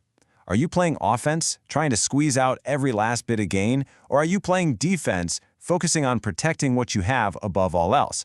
Your answer to that question tells you everything, not just about hedge funds, but about your entire philosophy of money. All right, let's jump right in. Today, we are wading into the world of alternative investments. We're talking about the big three you always hear about: oil, gold, and crypto. They're everywhere, but what's really going on behind the hype? Let's try and sort through the noise. This classic line from J.P. Getty, it just perfectly captures that allure, doesn't it? For ages, these kinds of assets have been the stuff of legend, promising these massive fortunes way outside the regular old stock market. But the question is, does that still hold true today? Okay, so let's start with a real classic, oil and gas. I mean, the story you hear everywhere now is that fossil fuels are basically done for, right? They're a relic, an antique from a past era. But is that what the data actually says? Yeah, this is the big one, isn't it? With this huge global push for renewables, you'd think investing in oil is kind of like investing in horse-drawn buggies right after the car was invented. But before we write it off, let's actually look at the numbers. Wow, so this slide really shows the massive gap between what we think is happening and what's actually happening. Even with decades of trying to switch over, fossil fuels, that's oil, gas, and coal, still powered over 80% of the entire world just last year. And get this, oil alone powers 91% of all transportation. It's not disappearing tomorrow. So here's the really crucial part if you're an investor. Because everybody thinks oil and gas is this dying industry, investment in finding new sources has been chopped in half since 2015. And what that's done is it's made the whole sector, well, potentially pretty cheap. It's created this weird situation where being unpopular might actually be a sign of opportunity. So let's say you wanted to invest. How would you even do it? Well, it breaks down into three main stages. First up is exploration. It's exactly what it sounds like. You're drilling test wells hoping to strike it rich. It's incredibly high risk. Then you have development, or proven undeveloped. Here, you're drilling into reserves you already know exist. The risk is lower, for sure, but it's still pretty significant. And finally, you have proven developed producing wells. This is where you're buying wells that are already up and pumping oil. It's got the lowest geological risk of the three. But even if you buy a well that's already producing, there's always a catch, and this chart shows it perfectly. The core challenge is something called depletion. Every single well sees its production naturally decline over time. And as you can see from these curves, that drop is often super steep right at the beginning. It means you are constantly on a treadmill, having to find or develop new stuff just to keep the cash flowing. So if you're even thinking about this space, you got to be careful. The source material points out some really clear red flags. First, be super wary of any deal that's shouting about huge tax benefits. Those are often just high-risk drilling plays in disguise. Second, try to avoid deals that are all about single, old-school vertical wells. They just aren't as economical as modern horizontal ones. And finally, be really careful with smaller operators who might not have the experience to pull it off. Okay, let's switch gears and move to our next asset, gold. I mean, for thousands of years, it's been seen as the ultimate store of value, right? The bedrock of financial safety. But does that reputation really hold up in today's economy? This is the story we all know, right? When the market goes crazy or inflation starts to spike, people run to gold. It's like a financial security blanket. But what happens when we actually look at its track record against inflation? Okay, this chart is kind of mind-blowing. The only decade where gold really crushed inflation was the 1970s, which was right after the US ditched the gold standard. And since then, it's been a massive underperformer. I mean, in 2 of the last 5 decades, its value actually went down. So much for that reliable inflation hedge. And you know, beyond its spotty performance, there were just some real practical problems with gold. Unlike a stock or a bond, it doesn't make anything. It actually has a negative yield because you have to pay to store it and insure it. It has almost no practical use, and trying to move it around safely, that's really difficult and expensive. And that brings us, of course, to the new kid on the block, the so-called digital gold, cryptocurrency. Is this the future of finance? A technology that's going to change absolutely everything? Or is it just one giant speculative bubble? So before we get into the different coins, let's just quickly demystify the technology. A blockchain is really just a public record book. Think of it like this. Transaction data gets bundled into a block. When that block is full, a new one is created and chained to it.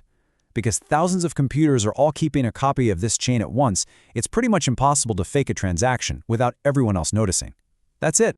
So, what's the killer app for this cool technology?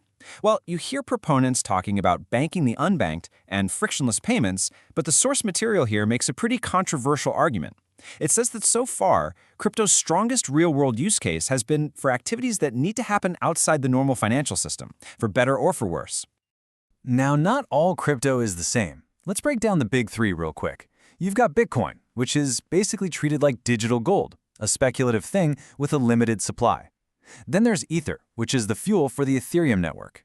Think of Ethereum as a big, decentralized computer that lets people build other apps. And finally, there's Tether. It's what we call a stable coin, and it's designed to always be worth $1.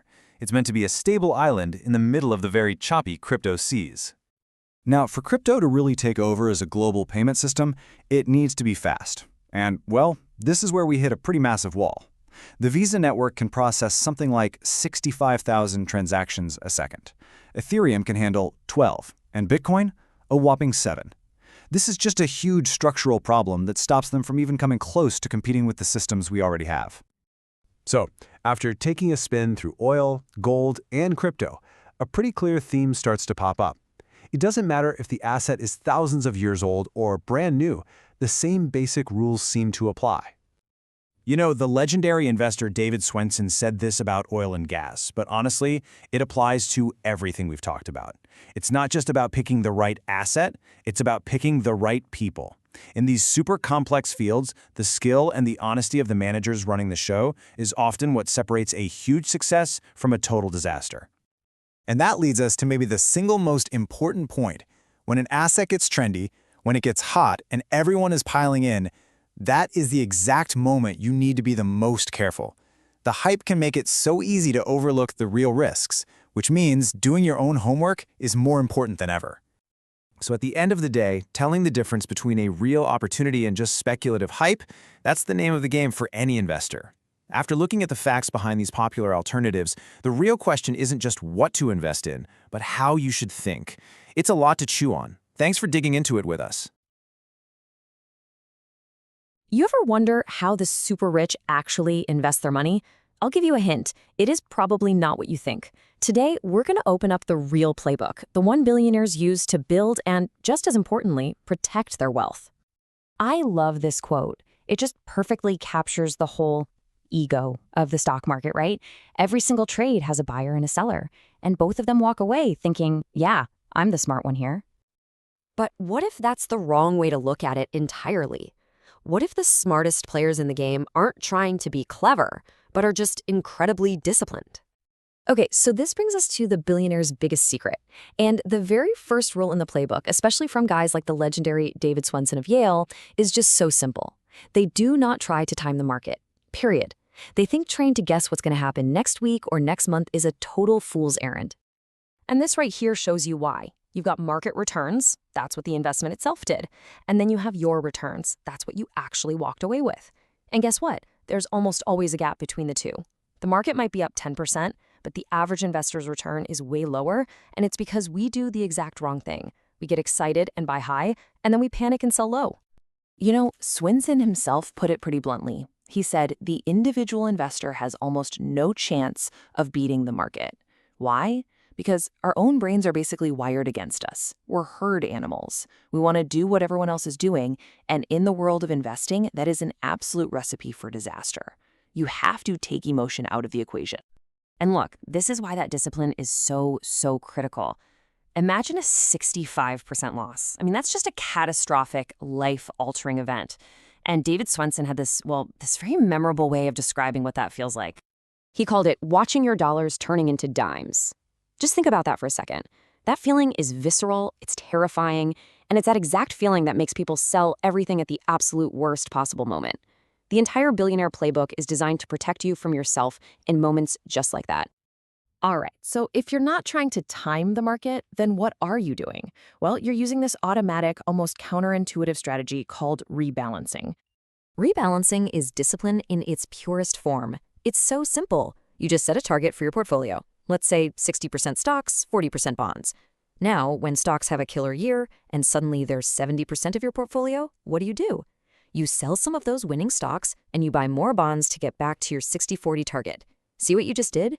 You automatically sold high and bought low, with zero emotion involved. And this story just illustrates the power of this perfectly. Back in 1987, Swensen wasn't some prophet who knew the market was going to crash. Nope, he was just following his system. His own rules forced him to sell stocks as they got more and more expensive. Then, bam, the crash happens. And that same discipline, that same system, forced him to go back in and buy stocks when they were on a massive sale. He sold high and bought low without an ounce of prediction. And you know, there are a few really simple ways you can do this yourself. You could do it based on the calendar. Say every year on your birthday, you rebalance. Or you could do it based on a threshold, like whenever one part of your portfolio gets 5% out of whack. Or, and this is a really easy one, anytime you add new money, you just put it into whatever asset has been underperforming. Simple as that. Okay, so we've got the big picture. Don't time the market and rebalance religiously. But let's dig into the stock portion of the portfolio. Are the super rich just buying a basic S&P 500 index fund like everyone else? Well, not exactly. Their approach is a little more sophisticated. What's really interesting is that Yale was actually an early adopter of index funds, but later on they shifted their strategy to using a very small, very select group of active managers. But here's the key. They weren't looking for gunslingers or hotshots. They were looking for managers who shared their own disciplined philosophy, people who avoided market timing, had their own skin in the game, and were really focused on fundamentals. Now, for those of us who do stick with indexing, there are still ways to get an edge. They call this index optimization. Think of things like tax loss harvesting. That's where you sell an investment that's down to lock in a loss, which you can then use to cancel out taxes on your gains. Little moves like that can add a full percentage point, maybe even more, to your returns over the long haul. It's not about being passive, it's about being smart. All right, let's switch gears and talk about the other side of the portfolio, bonds. Now, for most of us, we think of bonds as a way to get some steady income. But for the ultra-wealthy, their primary purpose is something completely different. And this phrase right here is absolutely crucial. Non-disruptive liquidity. What does that mean? It means having cash ready to go so that you never, ever have to sell your stocks when the market is crashing. Bonds are your safety valve. They're the emergency fund for your portfolio that prevents you from making a huge catastrophic mistake. So if safety is the #1 goal, does it really make sense to chase a little extra yield by buying riskier corporate bonds? Just look at the numbers. To go from an incredibly safe U.S. Treasury to a much riskier corporate bond, you're only picking up about 1 extra % in yield. I mean, is that really worth a risk that the company could go bust? And that's not the only risk. Here's the other hidden danger. It's called duration, or interest rate risk. Look at this. If interest rates go up by just 1%, a 30-year bond could lose almost 15% of its value overnight. Compare that to a short-term T-bill, which barely moves. If what you want is safety and liquidity, the wild price swings of long-term bonds, that's a risk you just don't need to take. Okay, we've covered a lot of ground here, from market timing to rebalancing to the real job of bonds. So let's put it all together. Let's build your discipline investing playbook. Think of these as the keys to the kingdom, the keys to a more disciplined, more resilient, and ultimately a much more successful way to invest, taken straight from the best in the business. So here it is, the playbook in a nutshell. Number 1, stop trying to time the market. Your emotions are your worst enemy. 2, rebalance systematically. It forces you to buy low and sell high automatically. 3, find ways to optimize your index funds to gain that extra edge. 4, think of bonds as your source of emergency cash, not a way to get high yield. And finally, when you do buy bonds, stick to the safest of the safe, short-term U.S. Treasuries. It really is that simple, but man, is it powerful. And all of this really leaves us with one big question to chew on. In a world that's just obsessed with genius traders and hot stock tips, what if the real secret to building wealth isn't about being the smartest person in the room, but just the most disciplined? It sounds completely crazy, right? Maybe even a little unfair, but it's true. Some of the richest people in the world have legally paid a 0% tax rate. So how on earth do they do it? Well, in this explainer, we're going to break down their exact playbook and even better, show you how the very same principles can actually work for you. All right, let's just start with a few bombshells that came out of leaked IRS tax records. This number you're looking at, 0. That was Jeff Bezos' federal income tax bill, not once, but twice, in 2007 and again in 2011. And no, that is not a typo. And believe me, it is not just him. In 2018, Elon Musk, one of the wealthiest people on the planet, also paid, you guessed it, exactly 0 in federal income taxes. Guys like Michael Bloomberg and George Soros have had 0 tax years too. Now, when you zoom out and look at the bigger picture, it's just as wild. From 2014 to 2018, the 25 richest Americans saw their wealth absolutely explode by over $400 billion. So what was their combined tax bill on all that growth? A measly 3.4%. Just to put that in perspective for you, a typical American family pays around 14%. So this is the big question, right? The one on everybody's mind. How can any of this possibly be legal? Well, it is. You see, the tax code isn't just a bunch of rules, it's really a system of incentives, and the ultra-wealthy have become absolute masters at using one very specific strategy. It all comes down to this surprisingly simple 3-step playbook. It's known as buy, borrow, die. This right here is the core secret, and the whole thing works because of one fundamental concept in the U.S. tax code. And here's that crucial point. You get taxed on income, not in your wealth. So when a stock you own or a piece of property you have goes up in value, those are called unrealized gains. The IRS can't touch them until you actually sell. I mean, think about it. If you had to pay tax every single year on your home's value going up, you might have to sell your house just to pay the tax bill. The whole system is designed to prevent that. And that little detail, well, that's the key. Now, just look at the insane power of waiting to pay your taxes. Let's say you start with $100,000. If you let it grow and don't pay taxes until the end, that turns into $1.75 million over 30 years. But if you have to pay tax on the gains every single year, you're only left with $1.1 million. That's a $650,000 difference. This isn't just some small trick, it is a massive wealth accelerator. So this brings us to the first 2 parts of the strategy. Step 1 is simple. Buy assets, stocks, real estate, whatever, and then never ever sell them. That way, you never trigger a capital gains tax. So what do you do when you need cash? That's step 2. You don't sell. You simply borrow against your massive portfolio. And here's the kicker. A loan isn't considered income, so it's all tax-free cash. Okay, so you're probably thinking, I don't have a billion-dollar stock portfolio to borrow against. And that's fair, but here's the good news. This exact buy-borrow strategy is actually super accessible through real estate. So let's break down how you can use these same principles. You know, a lot of real estate investors use something called a 1031 exchange to put off paying taxes. But honestly, it can be a total nightmare. You've got these super strict deadlines and crazy complex rules that can force you into making bad investment decisions. But thankfully, there's a much simpler, way more flexible alternative that we'll just call the lazy 1031. It's actually a beautifully simple 2-step process. First, you sell your property. Second, sometime in that same calendar year, you reinvest in a new deal. Now, the secret ingredient here is something called a cost segregation study on that new property. Just think of it like a special audit that lets you claim years and years of a building's wear and tear, that's depreciation, all in the very first year. and that creates a massive paper loss on your tax return. Let me show you how the math works out. So let's say you sell a property and you have an $80,000 capital gain that you're going to owe taxes on. Instead, you take $160,000 and invest it into a new deal that offers 50% first-year depreciation. Boom. That new investment instantly generates an $80,000 paper loss, which completely cancels out your $80,000 gain. And the result? Your tax bill is zero. It's gone. The tax code is literally filled with incentives just like this one. And for people in certain situations, there are even more powerful strategies out there. Let's just touch on a couple of more advanced hacks. For anyone who's a high-income earner, this is an absolute game changer. Normally, the IRS has this wall up. They won't let you use those paper losses from passive real estate to lower your active salary income. But if you or your spouse qualifies as a qualified real estate professional or QREP, that wall comes crashing down. By spending over 750 hours a year in real estate, you can use those huge depreciation losses to directly slash the tax bill on your main W-2 income. Another area the government heavily incentivizes is oil and gas. First, you get what's called a depletion allowance, which just means 15% of whatever you earn is automatically tax-free. Even more powerful, the costs of drilling new wells can be deducted immediately. And, just like with the QREP status, these losses can be used to lower your active salary income. Okay, we've talked about a lot of really powerful tax strategies, but this brings me into the single most important warning in this entire explainer.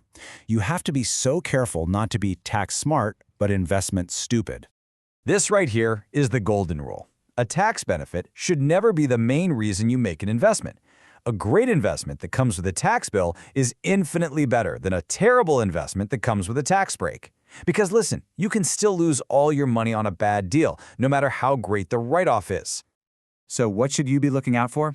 Well, here are some major red flags. If the very first thing a promoter talks about is the amazing tax benefit, run. Be really wary of overpriced deals or real estate deals with extreme leverage just to create huge depreciation, or oil and gas deals that are only focused on high-risk new drilling. A good investment has to stand on its own 2 feet first. At the end of the day, understanding these strategies isn't really about finding loopholes. It's about understanding how our tax code is designed to incentivize certain things, like providing housing or developing domestic energy. The real goal isn't just to pay less tax, it's to use those incentives to become a smarter, more effective investor. So the real question is, are you using these tools to build your wealth the smart way?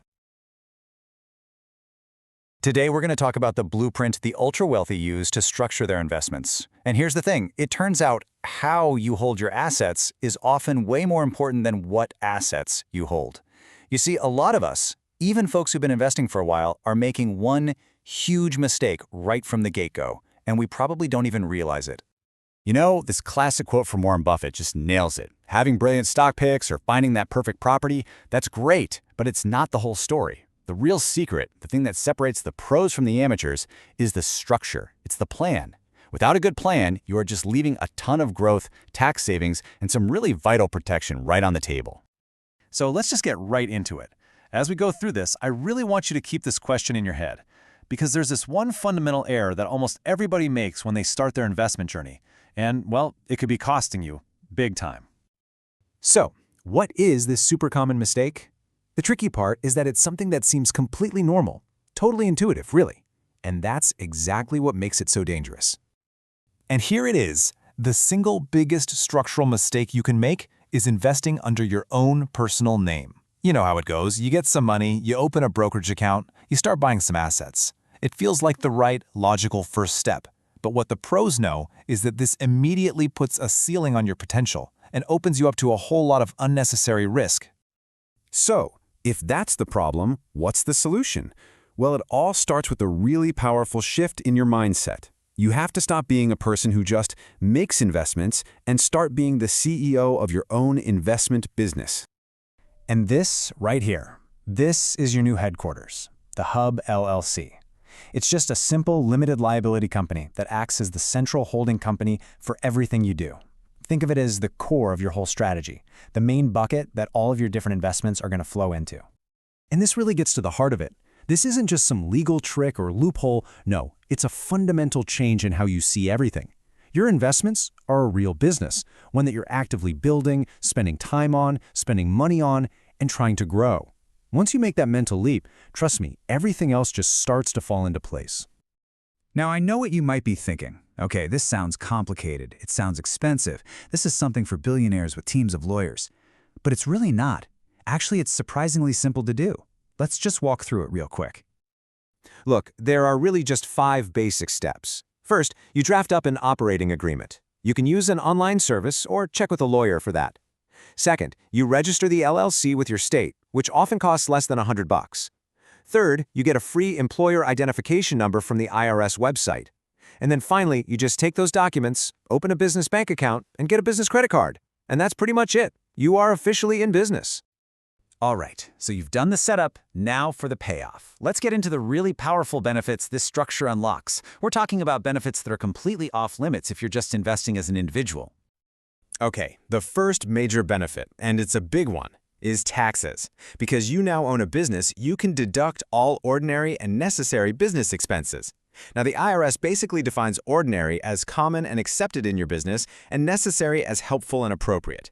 And you would be amazed at what can qualify. I mean, just look at the kind of stuff you can deduct. That Wall Street Journal subscription you read every morning? Deductible. An investment conference you go to? Deductible. Even a portion of your home office, your computer, your phone, these can now become legitimate business expenses that directly lower your taxable income. But you know, as powerful as those deductions are, they honestly kind of pale in comparison to this next benefit. By having an investment business, you are now, technically, self-employed. And that little status change unlocks the single most powerful retirement savings tool out there, the solo 401k. I mean, just look at this comparison to a regular old IRA. It's not even a contest. With a solo 401k, there are no income limits, which is huge for high earners. The amount you can contribute is just massively larger. It's exempt from this nasty tax called UDFI. That's a tax on investments made with debt, which catches a lot of IRA real estate investors by surprise. And get this, you can even borrow from it. It is just in a completely different league. So how much larger are we talking about with those contributions? Well, for 2024, the maximum you could potentially sock away in tax-deferred savings is up to $76,500 per person, per year. Just let that number sink in for a second. That is an absolute game changer for growing your wealth in a tax-advantaged account. Oh, and it gets even better. If you happen to co-own this investment business with your spouse, you can each have your own solo 401k. You could potentially double that massive contribution limit for your household. This is exactly how you put your journey to financial freedom into overdrive. Okay, so we've covered taxes and we've covered retirement, but there's one final, absolutely crucial benefit to this whole structure, and that's protection.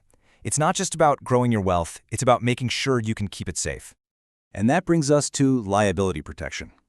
The LL in LLC stands for limited liability, and it is a critical piece of this puzzle. This structure creates a legal firewall, a barrier between your business assets and your personal assets. So your home, your personal savings, they are now shielded from legal problems tied to your investments. So here's how it works in practice. The Hub LLC acts as that protective barrier.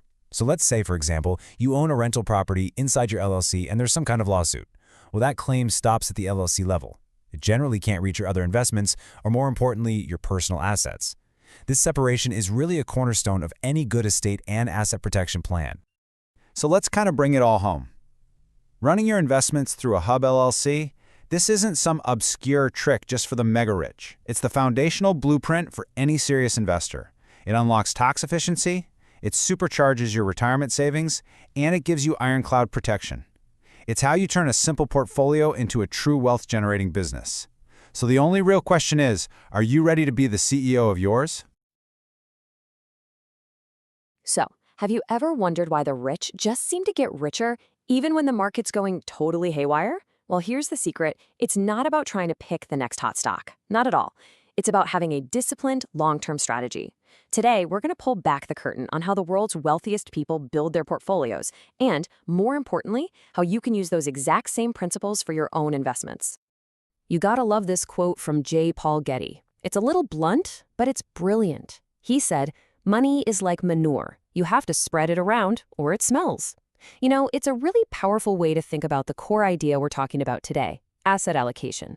If you just pile up all your wealth in one spot, it's not just risky. It can end up, well, pretty smelly.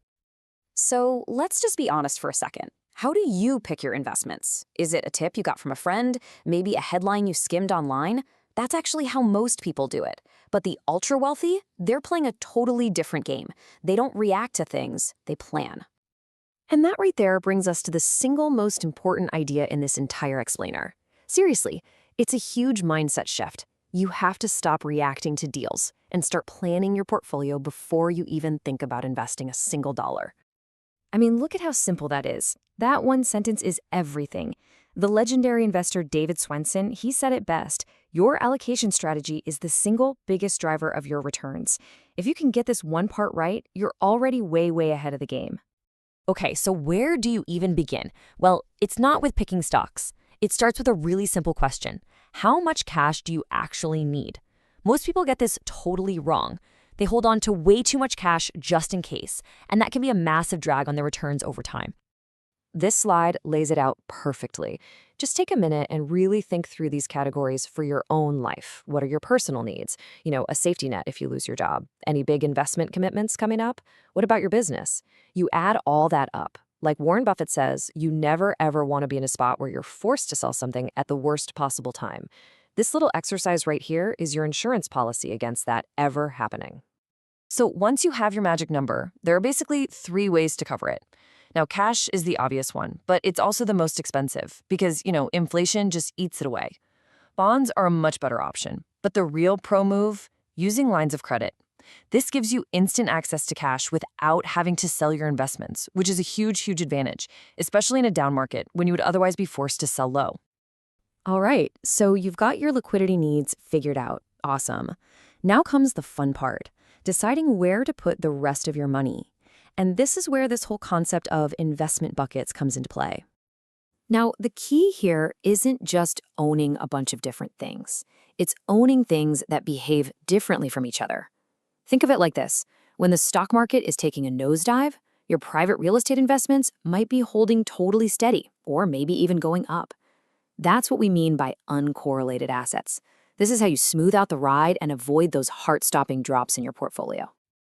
This table is such a fantastic starting point. Just take a look at the column for a $1 million portfolio. See that big chunk dedicated to private real estate? That's a really key part of this whole strategy. Now, look over at the $100 million column. See how public stocks actually shrink and the alternatives, like private equity, become a much bigger piece of the pie? This is not a one-size-fits-all plan. It's a flexible blueprint you can and should tailor to your own situation. And this chart just shows you that same idea visually. As your portfolio gets bigger, you can start to layer in more sophisticated investments, things like private equity and venture capital. Now, these are the kinds of investments where you have to lock up your money for longer, but they also have the potential for much, much higher returns. So, you've got your buckets designed. Now what? How do you actually fill them without accidentally blowing up your portfolio? Well, it all comes down to following a few simple but crucial rules. This first rule, this is your ultimate safety net. Never, ever put more than 5% of your total portfolio into a single deal. Just think about that. Even if that investment you were so incredibly excited about gets cut in half, poof, your total portfolio only takes a tiny 2.5% hit. This rule is what lets you survive your own mistakes. And hey, remember that manure quote? Spreading it around isn't just about having different buckets.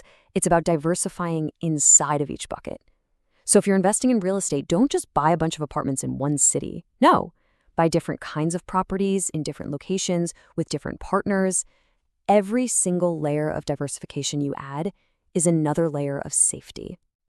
Okay, this is a total game-changing way to think about investing. Stop trying to ride the waves of the market. That's the short-term, totally unpredictable noise.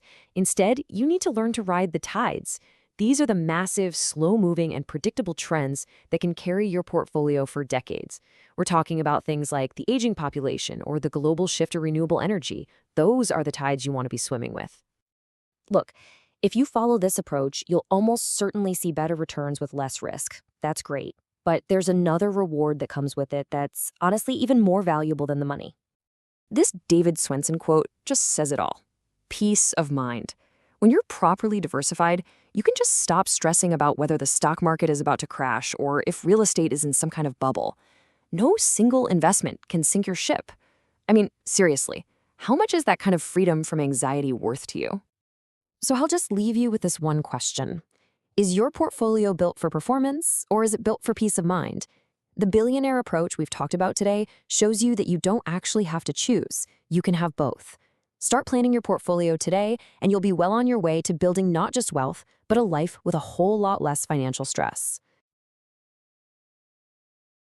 All right, let's talk about private investments. Things like real estate or private companies. Most people get obsessed with what they're buying, but honestly, that's the wrong question to be asking. The single most important decision you'll make is who you're investing with. Picking the right operator can lead to some huge wins, but picking the wrong one, well, that can be a total catastrophe. So how do you tell the difference? Let's break it down. And look, you really can't underestimate how high the stakes are here. This slide just says it all. In private real estate, the top operators, they're delivering returns over 13%. But the bottom-tier operators, they actually lose 3% of your money. That's a massive 16-point swing, all based on that one decision of who you pick. It's literally the difference between building serious wealth and watching your hard-earned money just evaporate. So, the big question is, how do you make sure you end up on the right side of that massive gap? How do you spot a winner and dodge a disaster before you put a single dollar on the line? Well, that's exactly what we're going to get into. I want you to think about this process not as some simple choice, but more like a gauntlet. Yeah, a gauntlet. It's a series of really tough tests that you have to put every potential operator through. And to even begin that journey, you have to start with the right mindset. This quote from the legendary Charlie Munger just captures it perfectly. The mindset you need is to be a cheerful pessimist. So what does that even mean? Well, it means you're optimistic about the long-term possibilities, for sure, but you approach every single deal with some serious skepticism. You basically assume it's a bad idea until it's been proven, beyond a doubt, to be a good one. So how does this cheerful pessimism actually work in the real world? It all starts with your default answer to any new deal being no, just like you see here. You assume every deal is a bad one until the facts tell you otherwise. You stay patient, you stay in cash, and you make really small test investments while you learn. The author of this material is brutally honest about his own path. He admits he broke every single one of these rules at first, and yeah, he paid the price for it. We can learn from those mistakes. And hey, it's not just us saying this. Warren Buffett himself echoes this exact same idea. Winning in this game isn't really about having the highest IQ. It's all about temperament. It's having the discipline to do your homework, trust the facts, and find the courage to say no even when it feels like everyone else is screaming yes. Okay, so with that mindset firmly in place, let's flip the coin and talk about what not to do. There's some really common traps that snag investors all the time, and honestly, just knowing what they are is half the battle. There are 5 big ones to really watch out for. First up is the shiny deal. That's when you focus on the deal itself instead of the operator. Second, getting mesmerized by huge, hyped-up projected returns. Third, locking onto the very first operator you talk to. Fourth is just following the herd. And finally, this one's a little sneaky, taking advice from your really smart friends who have absolutely zero real-world experience in these kinds of alternative investments. This slide right here, this gets to the absolute heart of the single most important mental shift you have to make. Amateurs, they focus on the asset, the building, the company, the thing. But professionals, they focus on the person, the operator who's actually running the whole show. Everything else, and I mean everything, is secondary. And this quote just explains exactly why that focus is so critical. A deal, at the end of the day, is just a piece of paper that's full of promises. And those promises, well, they're only as valuable as the character and the competence of the person making them. Okay, so if it's all about the promiser, the operator, how do you actually vet them? How do you figure out who's legit? This is where we open up the playbook and get into the concrete tactics you can start using right away. Listen, if you only take away one single tactic from this entire explainer, please make it this one: co-investment. This is the ultimate litmus test. You absolutely have to find out exactly how much of their own personal money, their own skin in the game, the operator is putting into the very same deal they're asking you to invest in. So why is this so unbelievably critical? Because it's the only way to truly align your interests with theirs. See, an operator always gets a piece of the upside, the profits, but co-investment forces them to share in the downside too.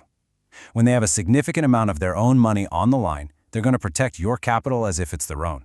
Because, well, it is. And if you think this is just some theory, check out this real-world story. The author talks about investing in a Bitcoin mining fund. The operator was brilliant, no doubt, but he had zero, and I mean zero, of his own money in the deal. So what happened when the market turned and things got hard? He just walked away. He had nothing to lose. The investors? They lost 100% of their money. That's what's at stake here. Okay, the next item in our playbook is their track record. But you can't just glance at it. You've got to approach this like a detective. Your one and only job is to answer this question. Were their past wins the result of a repeatable skill, or did they just get really lucky in a rising market? So how do you do that? First, you demand to see their entire track record. Every single deal, not just the cherry-picked highlights. Then look specifically at how they did during tough times, like the 2008 financial crisis or in 2020. And then you ask this killer question. Tell me about your worst deal. A great operator won't hide from that. They'll own it, and they'll tell you exactly what they learned from it. And you have to remember, you're almost never investing with just one person. You're betting on an entire team. So you need to look for depth. Do they have a dedicated numbers person who lives and breathes risk? An asset manager whose only job is to drive performance? A solid back office handling all the nitty-gritty details? A one-person show is a huge red flag. Now here is a brilliant, maybe even a little sneaky, test for an operator's character and transparency. Don't ask to see their success stories. Instead, ask to see the investor updates they sent out for a deal that was going badly. How a team communicates during the tough times, that will tell you everything you need to know about who they really are. So now you have the mindset, right? You're starting with no, and you have the playbook to check for co-investment, the full track record, and the depth of their team. But after all of those boxes are checked, it really just comes down to one final, intangible question. Do you trust them? Is this a person of character that you want to be in business with for the next 5 or maybe even 10 years? Because that, ultimately, is what separates a good investment from a truly great one. All right, today we're going to break down what is, honestly, one of the most critical skills for any investor out there. How to spot a losing investment before it costs you a dime. Let's jump right in. You know, we have to start with this classic piece of wisdom from Warren Buffett, because it just gets right to the heart of the matter. That desire to get rich quick, that's the psychological bait that fuels pretty much every bad investment decision. Really getting this is the first step to protecting yourself. In this slide, it just nails it. The real fear, right? The one that actually keeps people up at night isn't missing out on the next big thing. No, it's picking a total dud in watching your hard-earned money just vanish into thin air. So today, we're going to give you the tools to spot those red flags so you can invest with real confidence. Okay, first up, let's confront the investment world's biggest bogeyman, the Ponzi scheme. It's the most extreme example of a loser, and it's super important to understand how it actually works. So, what is a Ponzi scheme? Well, it's basically a house of cards. It creates this powerful illusion of profit by taking money from new investors to pay returns to the earlier ones. But see, there's no real business underneath it all. So the moment new money stops coming in, the whole thing just implodes. But here's the thing that might surprise you. For all the headlines they grab, actual Ponzi schemes are incredibly rare. I mean, in the entire US, only about 60 are discovered each year. So yeah, it's a huge fear, but it is far from the biggest threat you're likely to face. The good news is they're not that hard to spot if you know what you're looking for. If someone's promising you exceptionally high, super consistent returns with some kind of secret sauce they can't quite explain, and, oh, by the way, the books are unaudited, yeah, alarm bells should be ringing loud and clear. These are the classic red flags. Okay, so that number one sign, exceptionally high returns, that brings up a really good question. What exactly is the threshold for too good to be true? You know, where does a fantastic return cross the line and become a fraudulent one? And this table, wow, this is where you really see just how completely unrealistic those promises are. I mean, look at the power of compounding here. The numbers just go bananas fast. A promised 50% annual return, which, hey, sounds pretty great, right? Well, that would turn 100 grand into almost $2 billion in just 20 years. It's just absurd. And that gets us to the real takeaway. If returns like that were actually possible, they would not need your money. So Ponzi schemes are rare. What's way more common, and honestly just as destructive, are deals that are simply doomed from the start because of bad math. Let's look at the two biggest culprits: using way too much debt and making completely flawed assumptions. The first killer is over-leverage. That's just a fancy way of saying using too much debt. Think of leverage like an amplifier for your stereo. It can supercharge your returns when things are going well, but man, it can also wipe you out completely if things go south. The goal is to find that Goldilocks zone. Not too much, not too little, but just right. So, how do you know if a deal is in that sweet spot? Well, you can run these two simple stress tests. First, the income test. If your revenue suddenly plunged, could the investment still make its debt payments? And second, the value test. If you were forced to sell in a terrible market, would you at least get your initial investment back? This quote just perfectly captures the fragility of an over-leveraged deal. It becomes a bug looking for a windshield. It can only survive if everything goes exactly perfectly right. And let's be honest, in the real world of investing, betting on perfection is a really dangerous assumption. Now, the second type of bad math is making these wildly aggressive assumptions. This is how a deal organizer or sponsor can juice the numbers to make a deal look amazing. They might project that rents will grow 10% year after year forever, or that they can finish a development project way ahead of schedule. On paper, it looks incredible, but it's really built on a foundation of pure fantasy. So these aggressive assumptions often hide another danger. Deals that are structured not to make you money, but to generate a ton of fees for the sponsor. This is a much more subtle but equally dangerous trap. Think of investment deals as being on a spectrum. On one end, you've got investor-first deals. These have modest fees and a sponsor who invests a lot of their own money right alongside you. But on the other end, you have these sponsor-first deals with sky-high fees and almost no sponsor investment. Their priority isn't growing your capital, it's just collecting their fees. So, what should you be looking for? Here are the fee red flags, in order of concern. The absolute biggest one, the one that should make you run for the hills, is a high sales commission. If a deal has to pay someone a 7 or even 10% commission just to get you to invest, that's a massive warning that the deal itself isn't good enough to stand on its own 2 feet. Okay, we've covered scams, bad math, fee traps, the whole shebang. But after all that, there is one simple, powerful defense that acts as the ultimate litmus test for any deal you're looking at. So what is it? What's the single most effective tool you have in your toolbox to protect yourself and make sure you're not walking straight into a trap? The answer is high sponsor co-investment. This is when the person or the team organizing the deal puts a significant amount of their own money into it.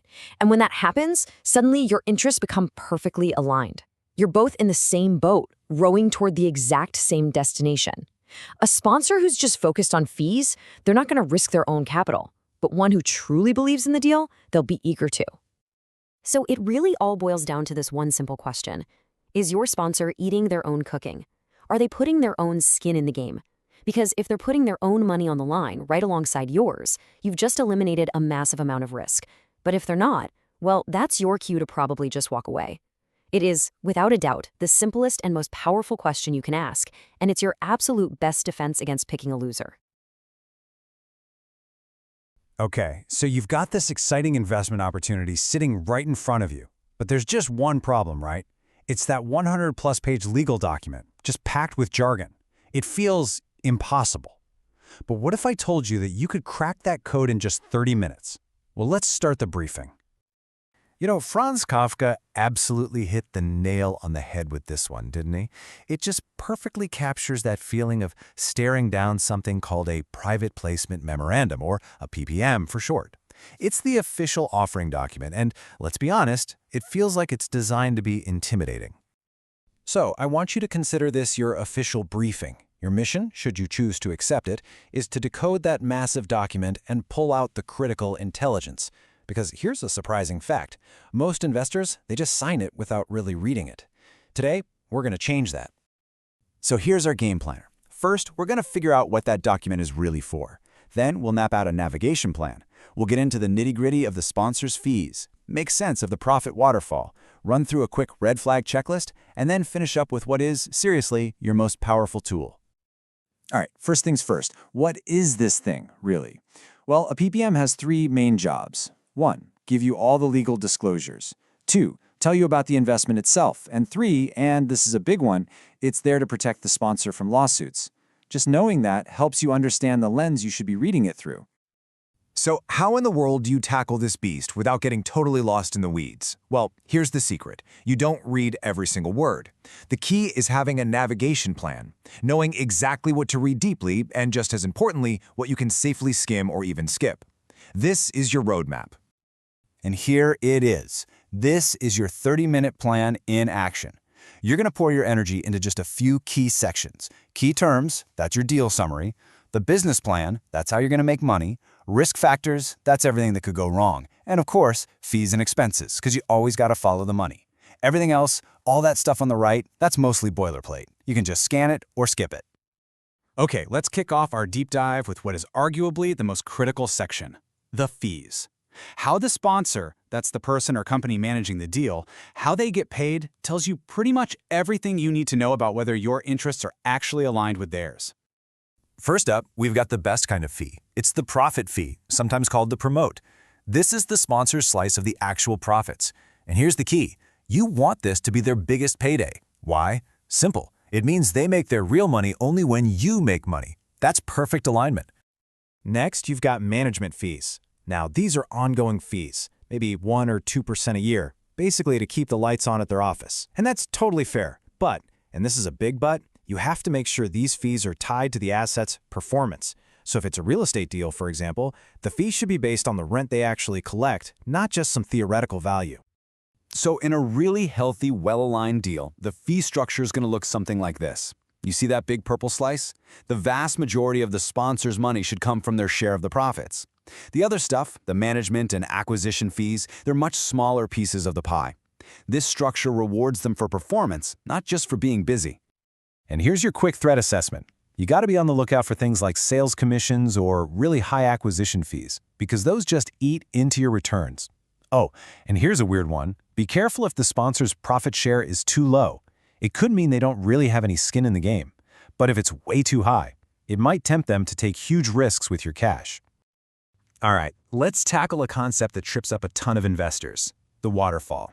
It sounds super complex, I know, but all it is a rule book. It just describes exactly who gets paid, in what order, and how much. That's it. A typical fair waterfall flows in 4 basic steps. First, the project pays its own bills, vendors and operating costs. Second, the sponsor gets their small, pre-agreed management fee. Third, and this is the most important part, the investors get paid back their initial investment plus a minimum return. That's called the hurdle rate. And only after all that happens, only after the investors are taken care of, do the sponsor and the investors start splitting the rest of the profits. So what are the red flags to look for here? Well, a huge one is if the sponsor's big profit share comes before you get your minimum return. Or worse, if there's no minimum return at all. Also, if the profit split seems way too lopsided in their favor, or if the whole thing is just so confusing you can't understand it, you have to start asking some hard questions.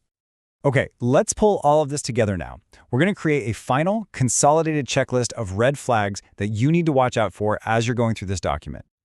So beyond the fees we talked about, look really closely at the expenses. You should never, ever be paying for the sponsor's office rent or their company parties. Then check the use of funds. Is your money actually buying the asset, or is it just being used to pay off some old debt the founders have? And please watch out for something called phantom income. That's a nasty situation where the deal makes a profit on paper, so you owe taxes, but you never actually got the cash to pay that tax bill.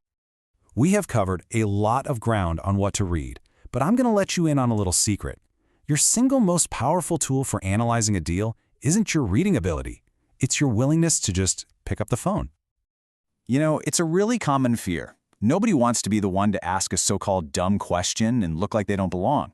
But letting that fear stop you can lead to some incredibly expensive mistakes. I love this line from the source material. It just says it all.